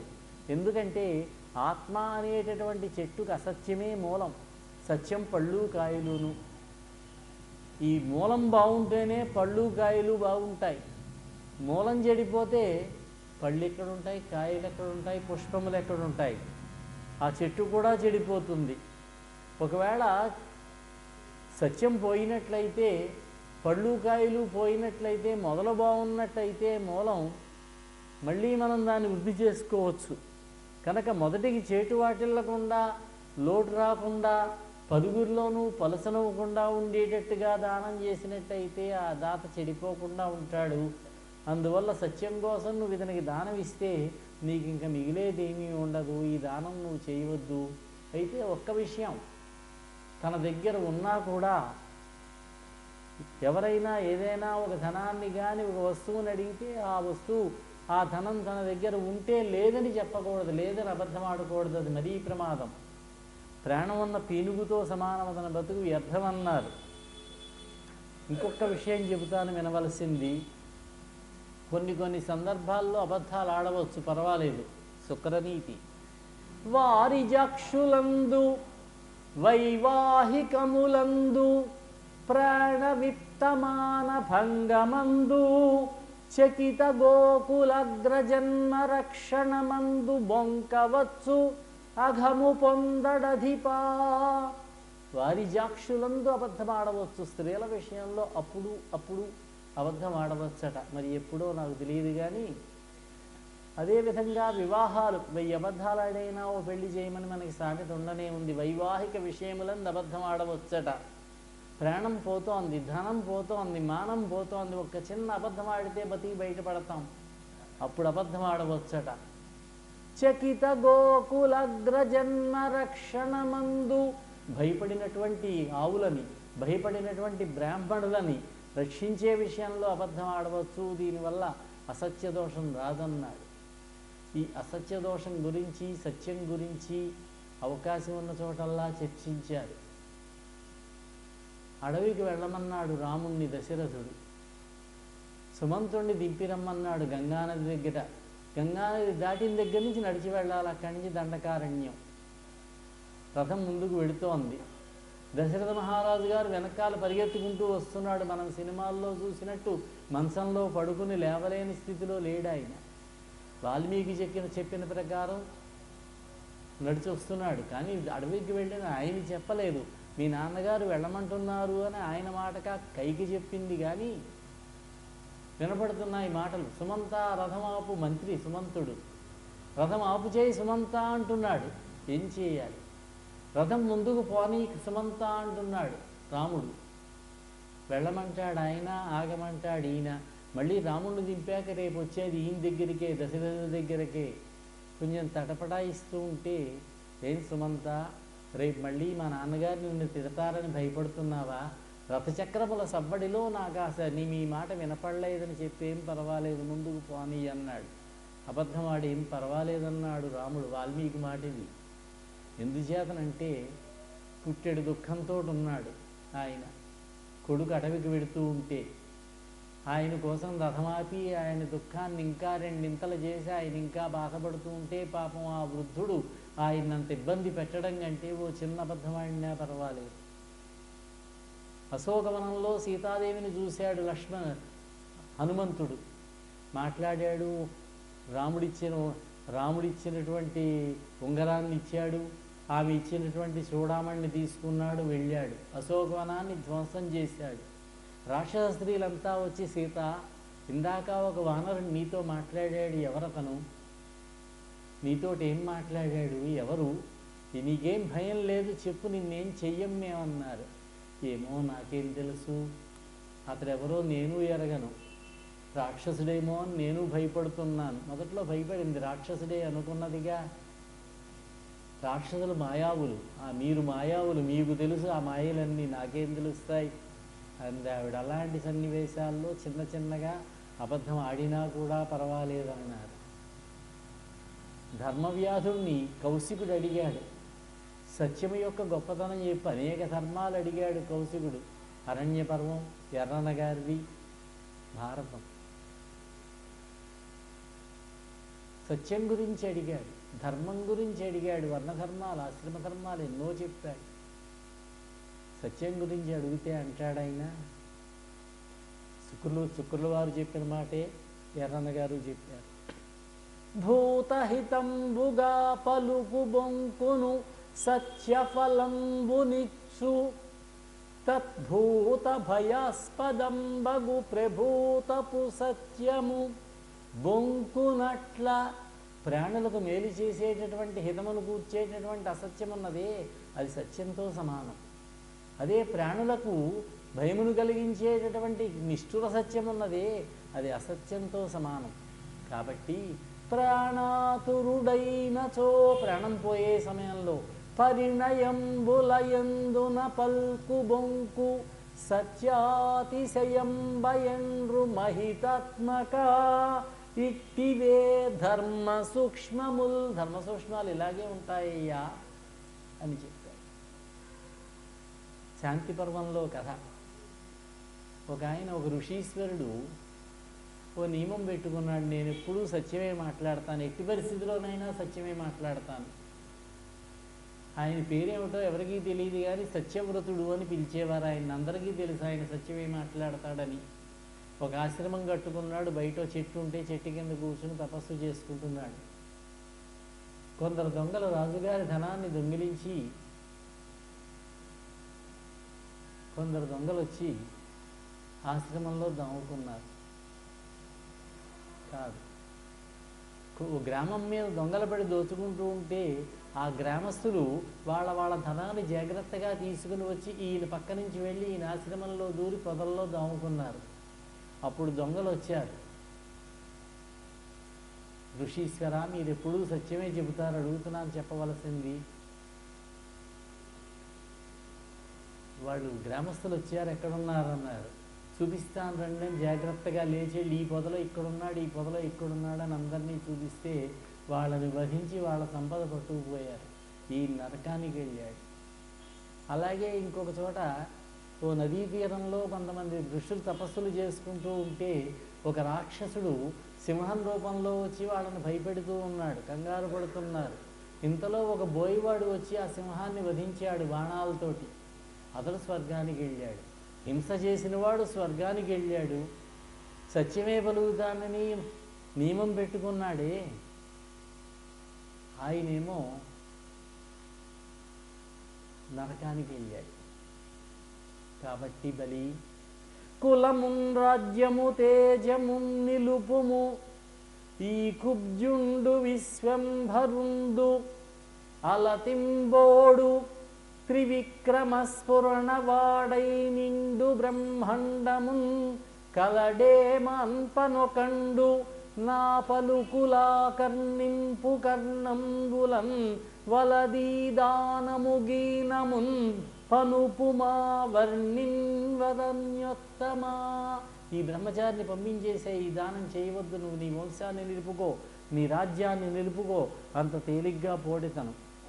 మహాత్మా గురుదేవ చాలా చక్కగా చెప్పారు, నిజం వచించారు. ఇతడెవరో సామాన్య యాచకుడు, సామాన్య భటువు అనుకుంటున్నాను. విష్ణువా? ఈ వచ్చినటువంటి వాడు విష్ణువా? యుద్ధంలో వెనతిరగకుండా దానం ఇవ్వడం, యుద్ధంలో వెనతిరగకుండా వీరమరణం పొందడం, ఆడిన మాట కట్టుబడి ఉండడం, మానధనులైనటువంటి వారికి మేలైనటువంటి విధులు కదా స్వామి. నేను మాత్రం ఎటువంటి పరిస్థితిలోనూ కూడా అబద్ధం ఆడలేను. ఓసారి భూదేవి చెప్పిందట బ్రహ్మదేవుడితోటి, నేను ఎన్ని చెడ్డ పనులు చేసిన వాళ్ళనైనా భరిస్తాను కానీ ఆడిన మాట తప్పేటటువంటి వాళ్ళని మాత్రం మొయ్యలేను అని చెప్పిందట కదా మహాత్మా. కాబట్టి ఏ విధంగానూ కూడా నేను అసత్యం ఆడలేను. వ్యవసాయదారుడికి చక్కటి విత్తనములు, సుశ్యామలమైనటువంటి పొలము ఒకే చోట లభిస్తే ఎంత బాగుంటుందో, అదేవిధంగా దాతకు దానం చెయ్యాలనేటటువంటి భావన, ఆ దానాన్ని పరిగ్రహించేటటువంటి యాచకుడు దొరకడం ఎంత మంచిదో కదా. ధాత్రిని హలికునకును సుక్షేత్రము బీజములు ఒకట చేకూరు భంగిల్ చిత్రముగా దాతకీవియు. దాతకు దానం చేయాలనేటటువంటి కోరిక కలగడం, పాత్రము సమకూరు నట్టి భాగ్యము కలదే. మహాత్మా ఎందరు పుట్టలేదు, ఎంతంత పెద్ద పెద్ద రాజ్యాలు పరిపాలించలేదు, వాళ్ళంతా ఏరి వారేరి. కారే రాజులు రాజ్యముల్ కలుగవే గర్వోన్నతిం పొందరే వారేరి సిరిమూట కట్టుకొని పోవంజాలిరే భూమిపై పేరైనం కలదే. వాళ్ళ పేరు ఇప్పుడు తలుచుకుంటున్నామా మనం? కానీ కొంతమంది ఉన్నారు శిబి చక్రవర్తి వంటి వాళ్ళు. శిబి ప్రముఖులున్ ప్రీతిన్ యశ కాములై ఈరే కోర్కులు వారలన్నరచిరే ఇక్కాలముంధర్గవా. వారిని ఈ కాలమునకైనా సరే మర్చిపోతామా మనం? ఎడతెగినటువంటి యజ్ఞాలు చేసినా సరే, పుణ్యకార్యాలు చేసినా సరే విష్ణువును చూడడానికి వీలు పడదే. ఎంతోమంది తపస్సులు చేసి యజ్ఞాలు చేసి మహాజ్ఞానులైనటువంటి వారు శ్రీ మహావిష్ణువుని ధ్యానం చేసి దర్శించాలని కోరుకుంటే వాళ్ళెవరికీ కూడా లభించినటువంటి ఆ దర్శనం నాకు లభిస్తున్నదా? ఈ వచ్చిన పొట్టివాడు మహావిష్ణువా? వచ్చి నన్ను యాచిస్తున్నాడా? అతను అడిగిన దానికంటే కూడా అడిగినది ఇవ్వడం కంటే దాతకు నాకు కావలసింది ఏముంటుంది స్వామి? ఆయన చెయ్యి కింద పెడతాట, యాచిస్తున్నట్ట, నా చెయ్యి పైన ఉంటుందట. అది సామాన్యమైనటువంటి హస్తమాది.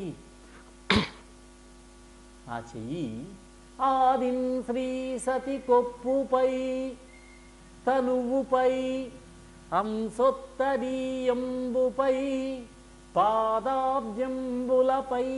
కపోల తటిపై పాలిండ్లపై నూత్న మర్యాదం చెందుకరంబు క్రిందగుట మీరైనాకరంబుంట మేల్కాదే రాజ్యము గీజ్యమున్ సతతమే కాయంబు ఆపాయమే. ఒక్కొక్కసారి ఆ అమ్మవారి యొక్క శిరోజములను సవరిస్తూ ఉంటుందట, కొప్పు మీద ఉండి శరీరం మీద ఉంటుందట, ఆ పమిట కొంగు మీద ఉంటుందట, భుజం మీద, ఆ చెంపల మీద ఉంటుందట, పాదముల మీద కూడా ఉంటుందట. పాపం శ్రీకృష్ణ పరమాత్మ నా కిరీటం తగిలి నీ కాళ్ళు ఎంత నొప్పి పెట్టాయో కదా సత్య అని పిసగలేదు కాళ్ళు. అటువంటి చెయ్యి కింద ఉండి నా చెయ్యి పైన ఉండడం ఎంత అదృష్టము. ఈ రాజ్యం శాశ్వతమా రాజ్యము గీజ్యమున్ సతతమి కాయంబు ఆపాయమి. నిరయంబైన నిబద్ధమైన ధరణి నిర్మూలనంబైన దుర్మరణంబైన కులంతమైన నిజమున్ రానిమ్ము కానిమ్ము పో హరుడైనన్ హరి అయిన నీరజభవుండభ్యాగతుండైన ఔ తిరుగన్నేరదునాదు వినుమాధివర్యావేయటికిన్. నాకు బంధనం వచ్చినా సరే, ప్రాణాలే పోయినా సరే, నరకం దాపురించినా సరే, ఈ భూమండలం అంతా కూడా అదృశ్యమైపోయినా సరే, నా కులమంతా కూడా చేటు వాటిల్లినా సరే, ఆడిన మాట తప్పను, జరగవలసింది జరుగుతుంది. ఆ వచ్చినటువంటి శ్రీ మహావిష్ణువుకి అతను అడిగినటువంటి 3 అడుగుల నేల నేను ఇస్తాను. మేరు పర్వతం తలకిందులైనా సరే, సముద్రాలు ఇంకిపోయినా సరే, భూమండలం లోపలికి రజమైపోయినా సరే, పొడి అయిపోయినా సరే, మిన్ను విరిగి మీద పడినా సరే తప్పకుండా ఇస్తాను అన్నాడు.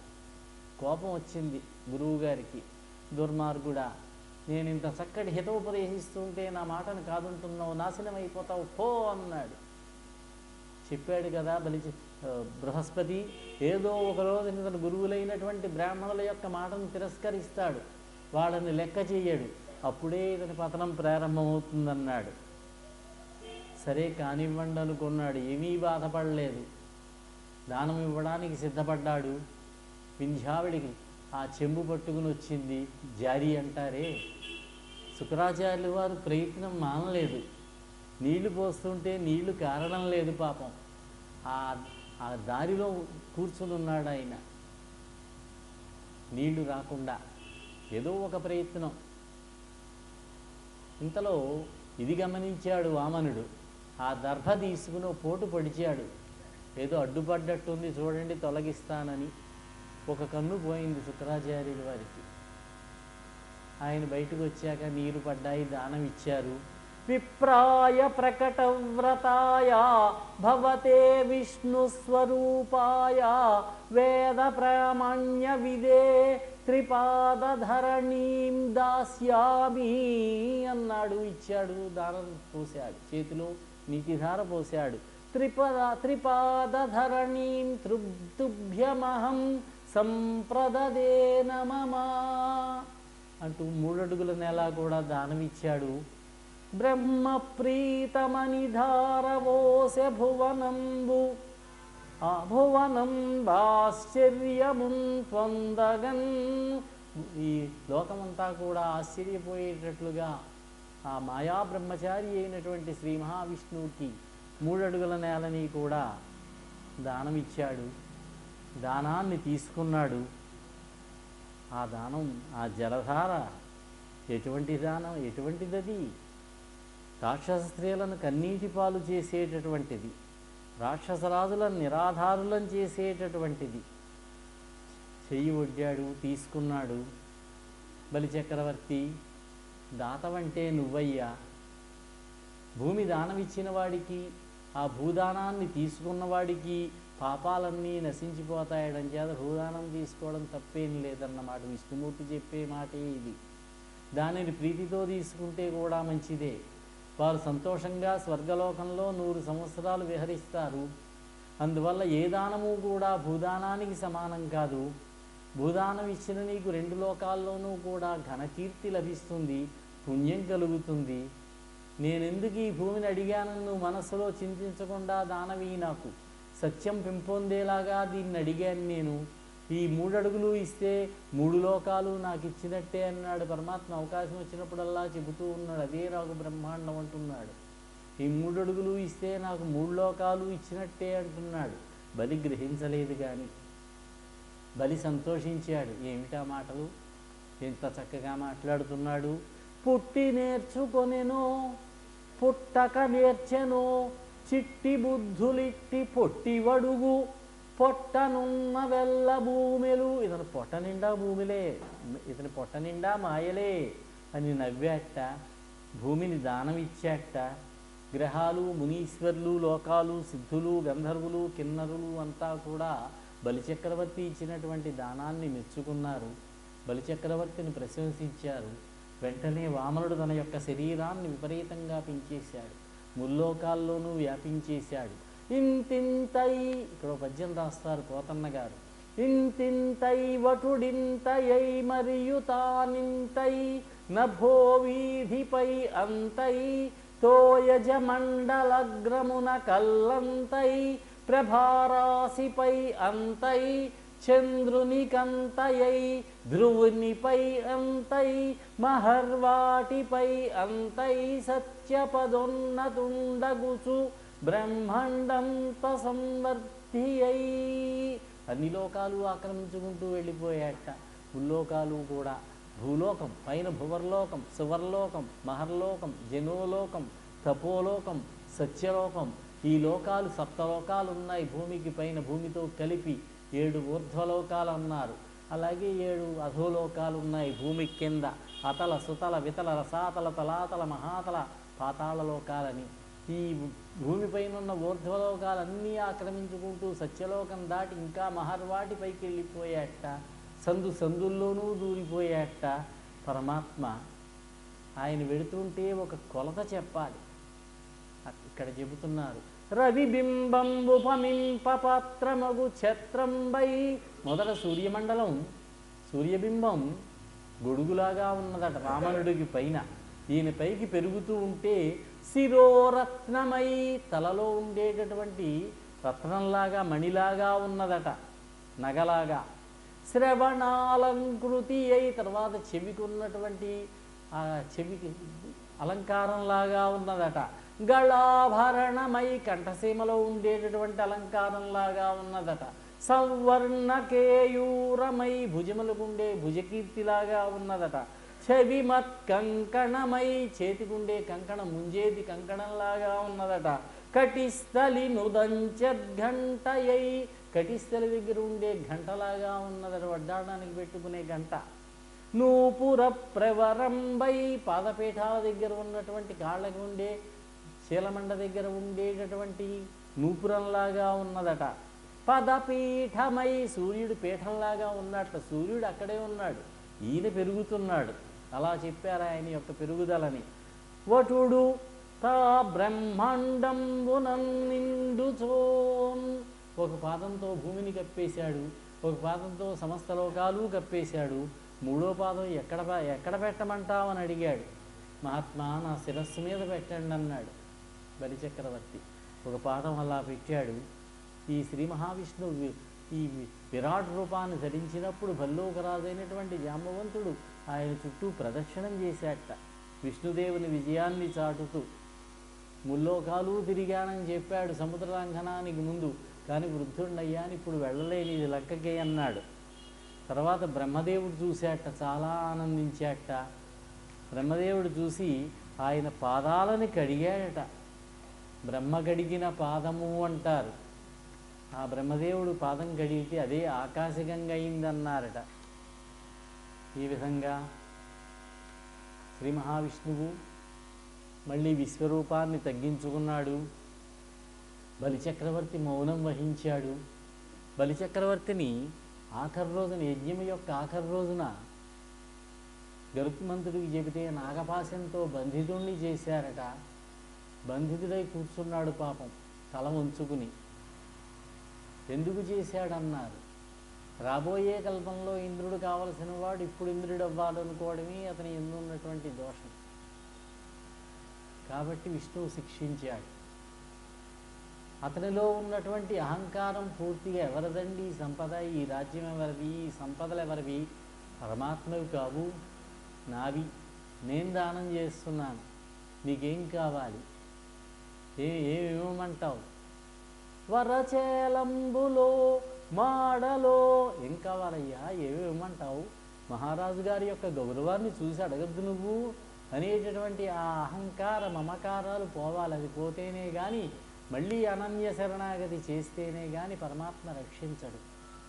భాగవతంలోనే భగవద్గీతలోనే చెబుతారు, నేను ఎవరిని అనుగ్రహించగలనుకుంటానో వాని యొక్క సంపదలన్నీ లాగేసుకుంటాను, అప్పుడు నా అనుగ్రహం కలుగుతుంది అని అంటాడు పరమాత్మ. ఆ విధంగా శ్రీ మహావిష్ణువు బలిచక్రవర్తి యొక్క సంపదలన్నీ లాక్కున్నాడు. బలిని బంధించారు.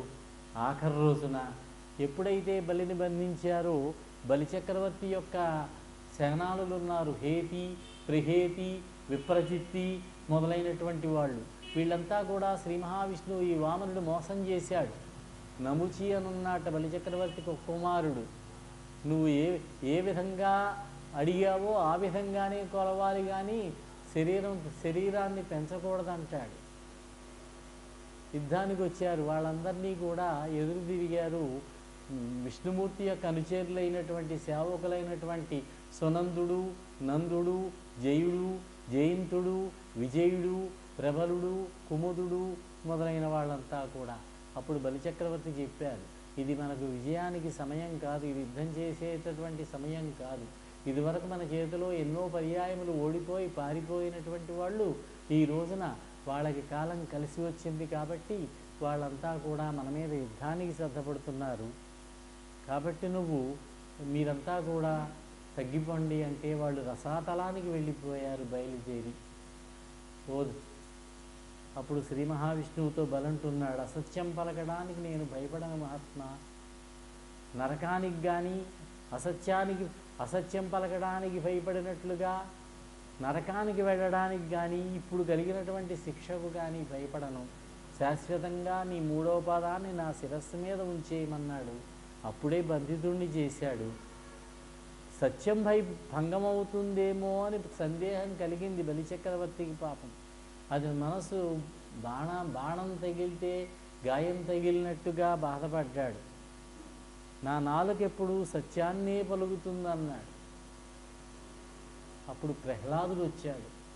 ప్రహ్లాదుడు వచ్చి అక్కడ మొగసాలలో కూర్చుని ఉన్నాడు. శ్రీ మహావిష్ణువు రూపాన్ని తగ్గించుకునే వామనుడుగా తన యొక్క అనుచరులతో మాట్లాడుతూ ఆ వామనుడికి నమస్కరించి, మహాత్మా, నువ్వు చాలా మంచి పని చేశావు, మాకున్నటువంటి సంపదలన్నీ లాక్కున్నావు, నీ యందు భక్తి పెరిగేటట్టుగా చేశావు, ఇది మాకు వరమే, ఇది కాబట్టి మేము చాలా సంతోషంగా ఉన్నామన్నాడు.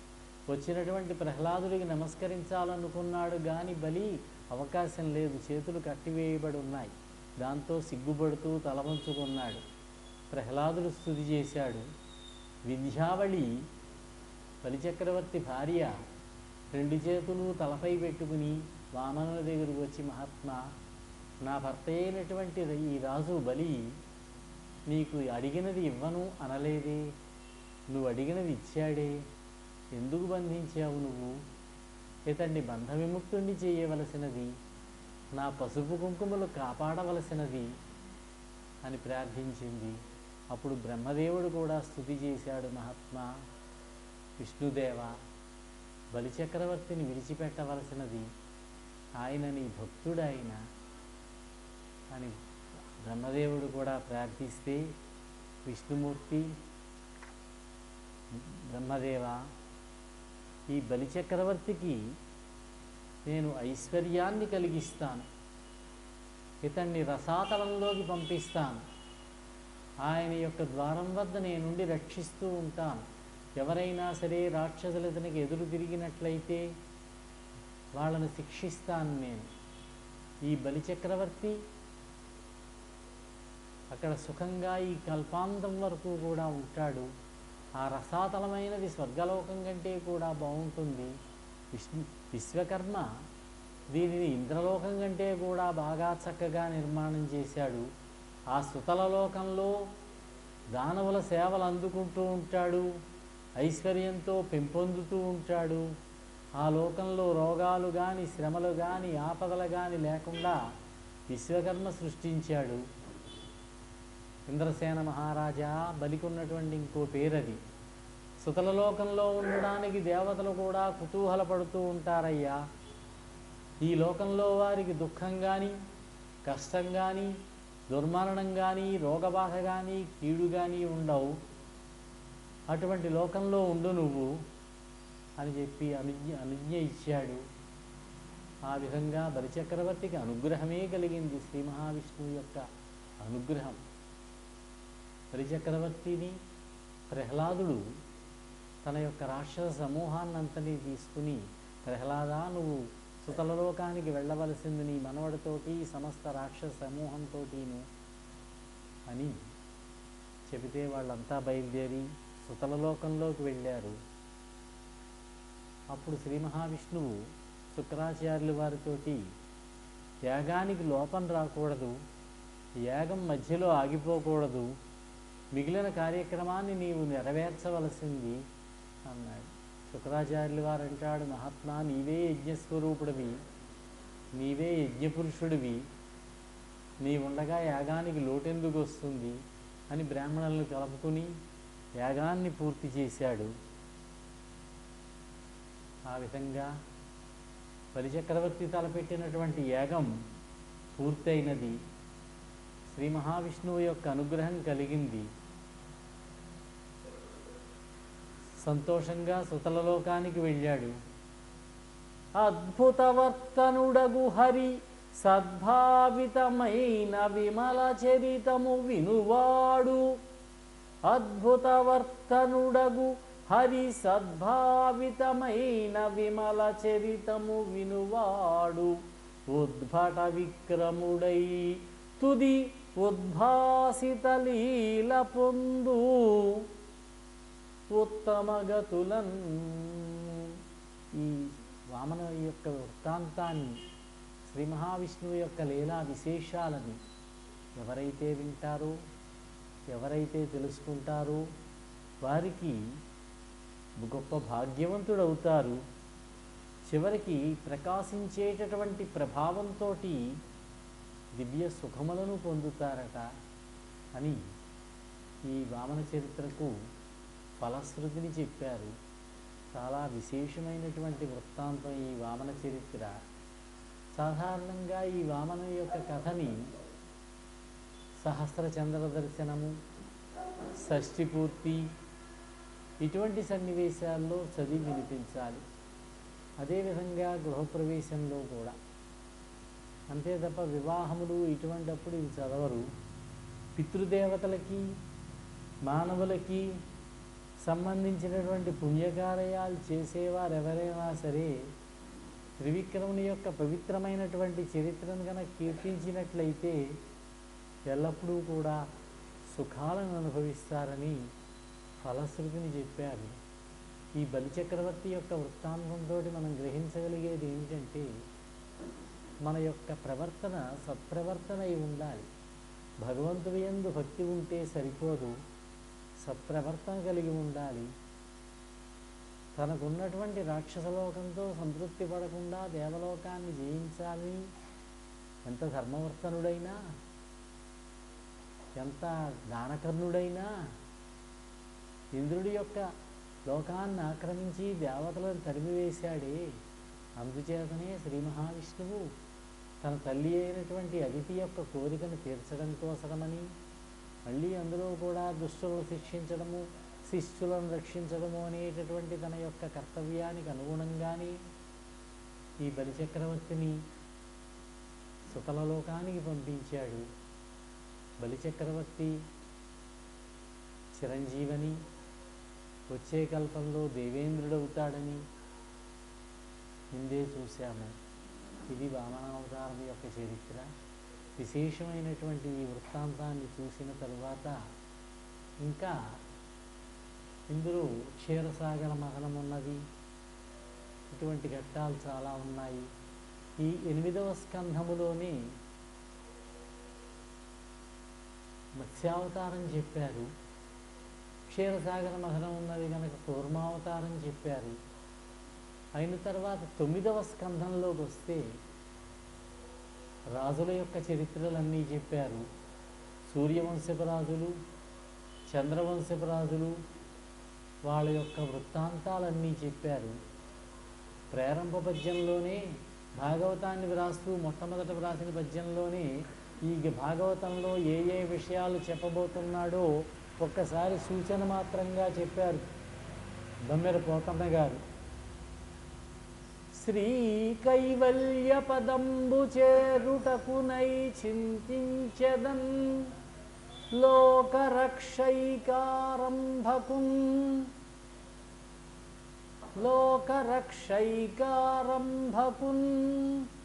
భక్తపాలన కళా సంరంభకున్ దానవోద్రేకస్తంభకున్. దానవ యొక్క ఉద్రేకాన్ని తగ్గించాడు శ్రీ మహావిష్ణువు. ఇదిగో బలిచక్రవర్తి కథే ఉదాహరణ. తర్వాత కేళిలోల విలస దృగ్జాల సంభూత నానా కంజాత భవండ కుంభకున్. శ్రీ మహావిష్ణువు లీలామాత్రంగా కళ్ళని అలా తిప్పితే చాలట, కళ్ళు కదిపితే చాలట, సృష్టి అంతా జరుగుతుంది, సృష్టి అంతా నాశనం అయిపోతుంది. సృష్టిని సృష్టింపజేసేవాడు ఆయనే, సృష్టిని పెంచి పోషించి వృద్ధి చేసేవాడు ఆయనే, విలయంలో మళ్ళీ లయం చేసేటటువంటి వాడు కూడా పరమాత్మ ఆయనే.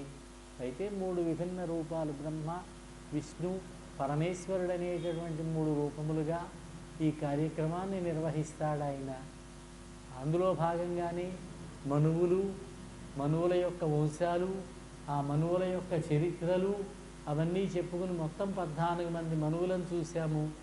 అందులో మొట్టమొదటి వాడు స్వయంభవ మనువు, తర్వాత వాడు స్వారోచిష మనువు, స్వయంభవ స్వారోచిష మనువు, తర్వాత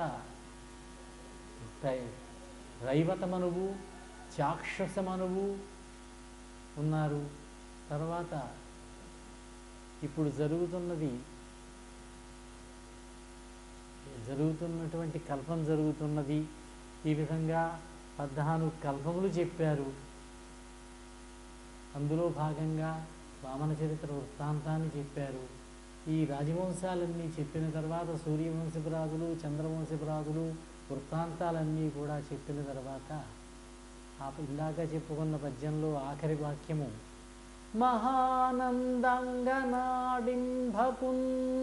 మహానందాంగని అయినటువంటి ఆ నందరాజపత్ని అయినటువంటి యశోదాదేవి ఒడిలో అల్లారుముద్దుగా ఆడుకుంటూ ఉన్నాడే శ్రీకృష్ణ పరమాత్మ బాలకృష్ణుడు. ఆ బాలకృష్ణుని యొక్క లీలా విశేషాలు శ్రీకృష్ణుని యొక్క అవతారం దగ్గర మొదలుపెట్టి అవతార పరిసమాప్తి వరకు ఉన్నటువంటి వృత్తాంతాన్నంతా కూడా ఈ 10వ స్కంధంలో చెప్పారు. ఈ 10వ స్కంధంలో 4000 పద్యాలు వచనాలు ఉన్నాయి.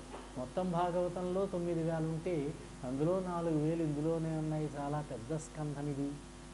రేపటి రోజున ఈ శ్రీకృష్ణ పరమాత్మ యొక్క బాల్యలీలలన్నీ చూసి, కంసవధ ఇత్యాది ఘట్టములు చూసి, రుక్మిణీ కళ్యాణం వరకు జరిగి ఎల్లుండి రుక్మిణీ కళ్యాణంతో ఉపన్యాస కార్యక్రమాన్ని పూర్తి చేసుకుందాం.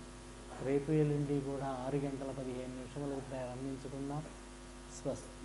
స్వస్తి ప్రజాభ్యః పరిపాలయంతాం న్యాయేన మార్గేణ మహిం మహిషాః. గోబ్రాహ్మణేభ్యः శుభమస్తు నిత్యం. లోకాః సమస్తాః సుఖినో భవంతు. స్వస్తి.